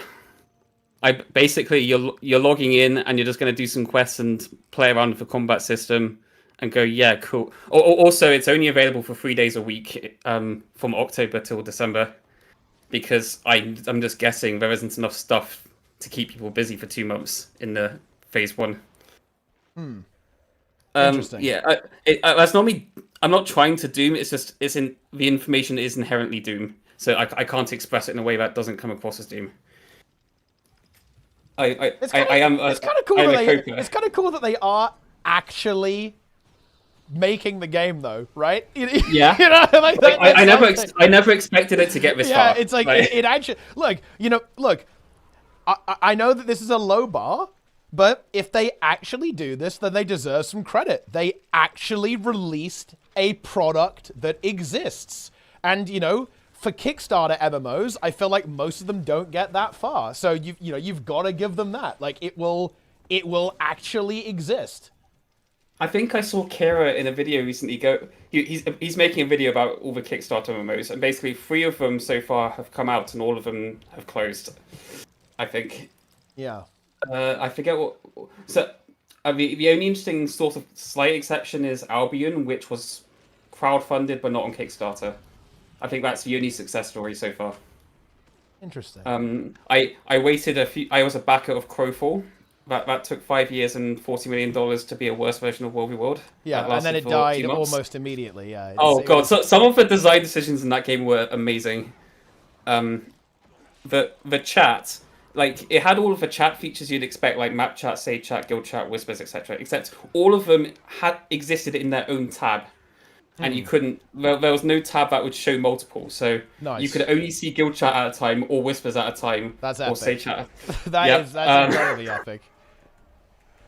And then you would level, and leveling was basically just a tutorial. And then you'd just walk into a map, and the map would be like maybe 5 times bigger than a World v. World map. And there was no equivalent of orange swords or commander tags. And so you just walk around not knowing what to do. And then you'd see all the big objectives have only a very specific time of the day where they could be sieged. And then the competitive mode was a sort of guild... It was a guild v guild ladder rather than a team v team. But it was kind of fucked because... the map would have a 200 player cap, and a mega guild could just log in with 110 people on the map and also win the map, basically, because only 90 other people could log in to fight against them. Wait, so hang on a minute. Wait, so wait, if you had 200 people, nobody could log in to fight you?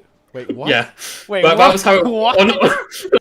on the game's launch, that was how it worked. They kind of fixed that after a while, but Okay. and yeah, so they only mega guilds were relevant on the ladder. Like I joined a small guild and we had literally nothing we could do in the game, and we just disbanded. Also, gathering and crafting was so funny. Like, so imagine in Guild Wars 2 where you can gather copper at the start of the game, and then every time you attempt to gather a copper node, you have maybe a 0.1% chance or 0.01% chance to get a rare drop, which is required to create the pickaxe that allows you to gather iron. And then every time you gather iron, you have like a 0.01% chance to drop a thing that lets you gather platinum, and so on. And so basically only mega guilds that had everyone funnel into a single gatherer for each profession had the ability to actually gather high tier mats. Nice. And then if you did get anything, selling it was an absolute pain. There was no auction house, or global auction house. Essentially, you could have player made shops, which sounds cool, except they could only exist in the equivalent of a player home instance. And so you'd browse like a sort of LFG like thing for what people have said about the shop they have in their home instance. Nice. And you go browse it and you go, no, they don't have what I need, or it's the wrong price. Exit to the menu, go to a different one, just to try and buy or sell something. Yeah, I'm looking at the phase 1 thing for Ashes. Looks like they've got like a decent amount of stuff, right? Ashes is funny because it's, in an absolute sense, it's a decent amount of stuff. So like I say, 55 kilometer square is actually a similar size to the original Atonum. Yeah. So it's actually a decent amount of stuff. It got the seasons and stuff. What 1 grand? I'm curious about what pocket dungeon means. I've not seen what a pocket dungeon is before. 1 grand dungeon. Now, if you go through this wiki and look at every single feature Stephen has ever said is going to be in the game, we're at maybe 5 to 10%. That's not a surprise. Yeah. Like compared to the scope of the game, this is fuck all, right? I mean, look, this game is like the most ridiculously overscoped product like in existence, right? Like, it's so funny. Yeah.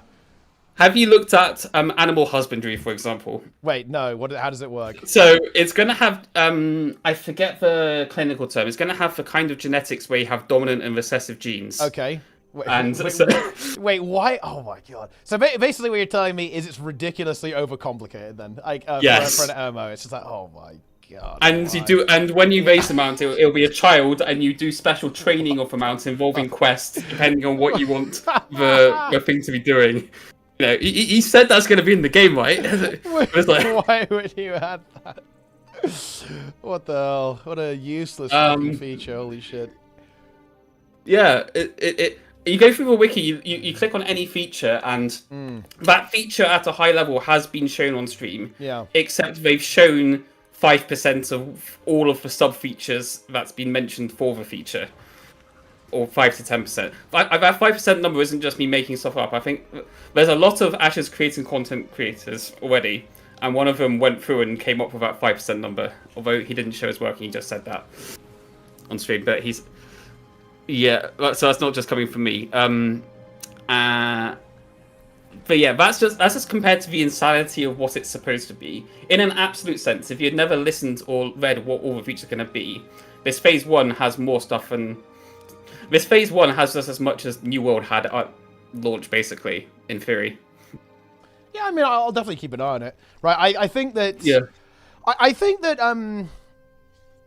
there is actually a lot of derision towards new MMO projects, because I think people are very married to their current MMO. I think there's a lot of people who are really hungry for a new MMO, but I think there are also a lot of people who really don't want a new MMO, because if there's a new MMO, then they have to play it and they have to learn it, right? I think that I will actually stand by New World 100% on this. I think people were insanely uncharitable to New World on launch. That's kind of because it's Amazon. Amazon's not a popular company, but also because it was a new MMO. People were like really harsh on it. I think people are actually pretty harsh on Ashes as well. And, you know, some of it is for good reason. I think in particular, the way that they made absurd claims about like when the game is going to be released. Like they've overscoped really hard. Their monetization is fucking insane, right? Like all this kind of stuff, right? It's wacky. It's wacky stuff. Yeah, I think they originally said it was going to be 2019. On the 2017 Kickstarter said 2019 or something, like indicating like a 2-year development. I don't understand where that was coming from. How was he lying, or did he genuinely believe that? I don't. It doesn't compute either way for me.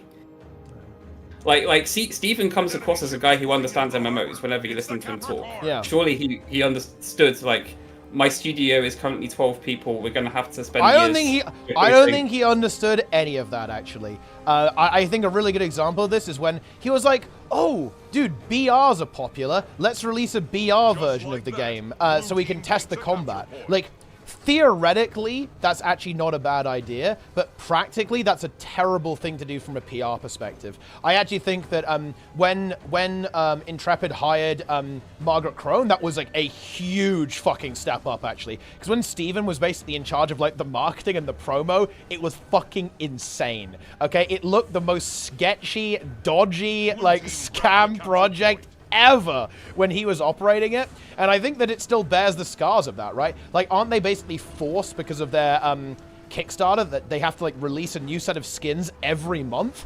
And they've been doing that for 5 years because they said they would do that in their like Kickstarter or whatever. Like, yeah, that's the kind of insanity that someone who actually understands game dev would never have allowed to go through, like in a million years. Funny story about that, actually. So they stopped selling those monthly skin packs at one point, but when they did so, they basically said this is going to be the last chance to get Alpha 2 access, possibly until well after Alpha 2's out. And so a lot of people basically FOMO bought the last skin pack, and that's bad, right? Like that is $250. Yeah, and that is and then they came out with $100 packs for Alpha 2 a month ago. Yeah. I mean, if you pay the $250, you get your skins and you get 2 weeks earlier access to the Alpha 2. And there's also just like a huge issue there as well. Like, I think one thing that is really objectionable is because Steven's a wealthy man, right? He's got a lot of cash. They've always kind of said, oh yeah, don't worry about it. We've got enough money to fund the game, right? Like, oh yeah, don't worry about it. Then why are you doing $100 alpha packs, right? Okay, what's going on there, right? Like, why are you doing this? I think that type of communication just makes them look so fucking bad, right? Yeah, they didn't do well on this, so they also said, oh, we want as many testers as we can get, but over a year ago, he had said they already had over 100,000 people with Alpha 2 packs. Yeah. So which is it? 100,000 people.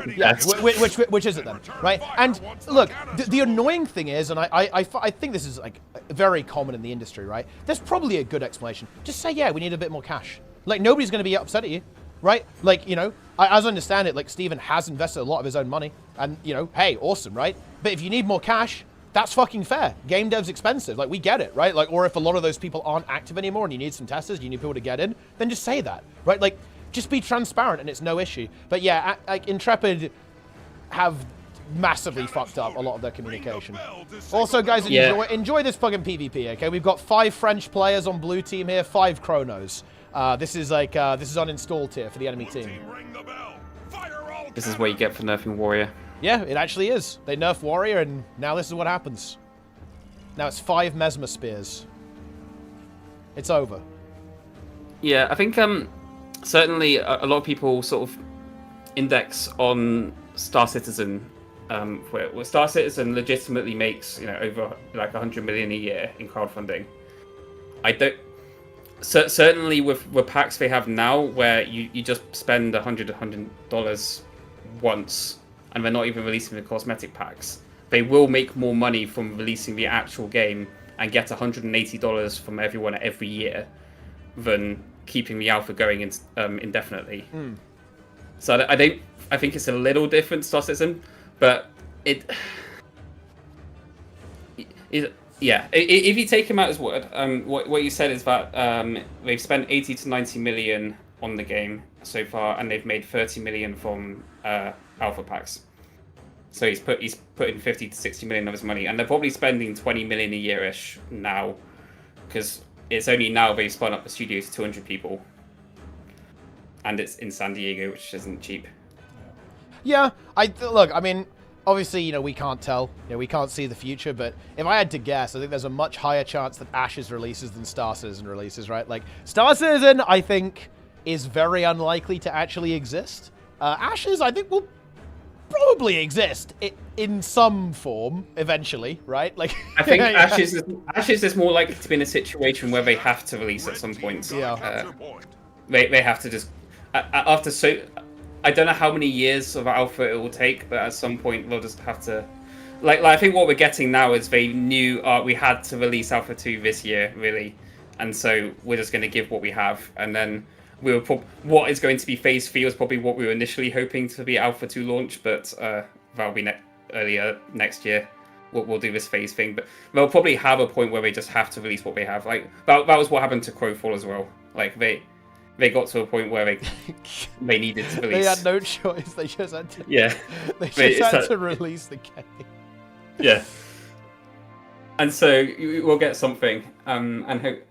We'll see in the coming months what the game actually is right now, because I've always been a bit uneasy the last couple of years, particularly this last year, where every stream they show something that looks cool, but then you think of it in the cynical side. It's like, okay, imagine they have not that much really, but they just wanted to make something that looks good for half an hour in a demo.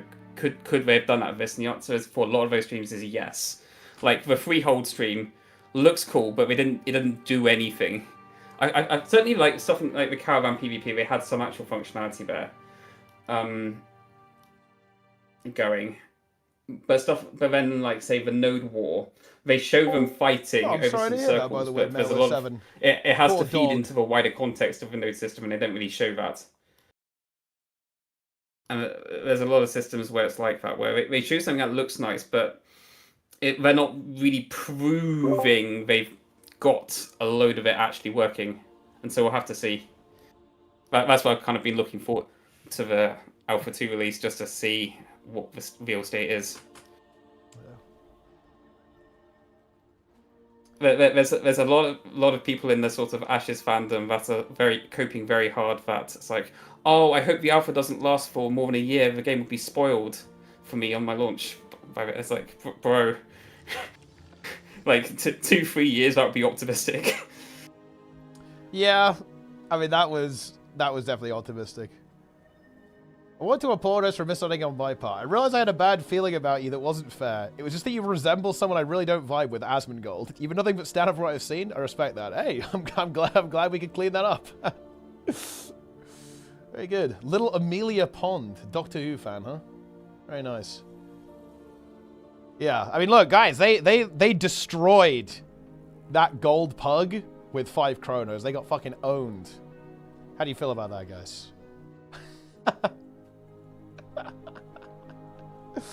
Absolutely destroyed. Another funny meme. Camelot Unchained is still claiming it's coming out next year. Oh wait, next year? Next year. I mean, have they said that before? Well, they said it again this year. They probably said it before. All I get from all I've gleaned, because it's still under NDA, is that they've been testing the same build in beta since the start of the year, basically. Like, the beta has not updated the build at any point, but they're claiming next year it will come out. and all the build really has is UI, you know. But it's so fucking scuffed. And there was that like PvE game they made, Final Stand Ragnarok, that has no players. They added a cash up to it. So the no players, or the 4 players that play each day, can buy some skins.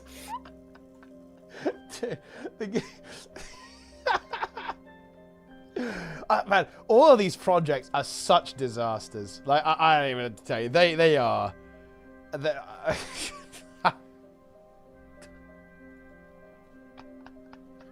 They're still getting private funding. It's so bad. I would love to know what these investors that are giving them money still are seeing or being told that we're not. I mean, they're probably just not paying attention, right? They're just like, oh yeah, have some money. It's another. There's been multiple times now where an MMO is basically I heard this about people talking about this with New World and the Lumberyard engine. It's like, oh, they're just going to pivot to making the engine and sellable to other MMO studios, and they're going to make money that way. It's like, nah, man, like, like there's no like what's special about an MMO engine is like something that's going to end up being bespoke for each. Like even on an MMO making Unreal, like, is going to have to rewrite the back end to fit what their game wants. Yeah. I don't see the market in spending tens, hundreds of millions over years to fail to make an MMO and then selling your engine. Oh, man. It's incredible stuff.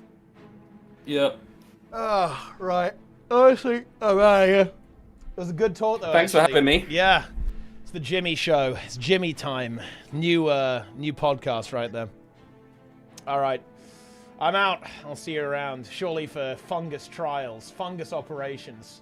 We have to dust off the fungus among us and Salmon Rush soon. It's time. It's time. All right. Anyway. 58 seconds is noob. Yeah, I mean, it kind of is. I have a 57.1 actually, so that's why you didn't make it 57. Right. Yeah. Well, I could have made it 57, but I feel like I have to give some leniency, right? Like maybe it could have been 56. Maybe we say it has to be a 56 point fungus. Oh yeah, 56 point. That's a good one. Like, yeah. If you make them have to go sub 56, they're entering a world of pain. Yeah, and that's where I've walked that path. Yeah. that time took me like 40 hours to grind. Yeah. I mean that's a hefty time investment right there. All right. Anyway, I'm out of here. Nice. All right, I'm done. I'm actually done with the stream, guys. I was gonna stream WoW, but I don't really feel like it. I'm gonna raid Jester instead. I'm raiding Jester. He's doing keys. I'm back tomorrow. Consistent streamer. We've got Guild Wars 2 shit and WoW raid. It's going to be great. I'll see you then, guys, okay? I am officially done. GG.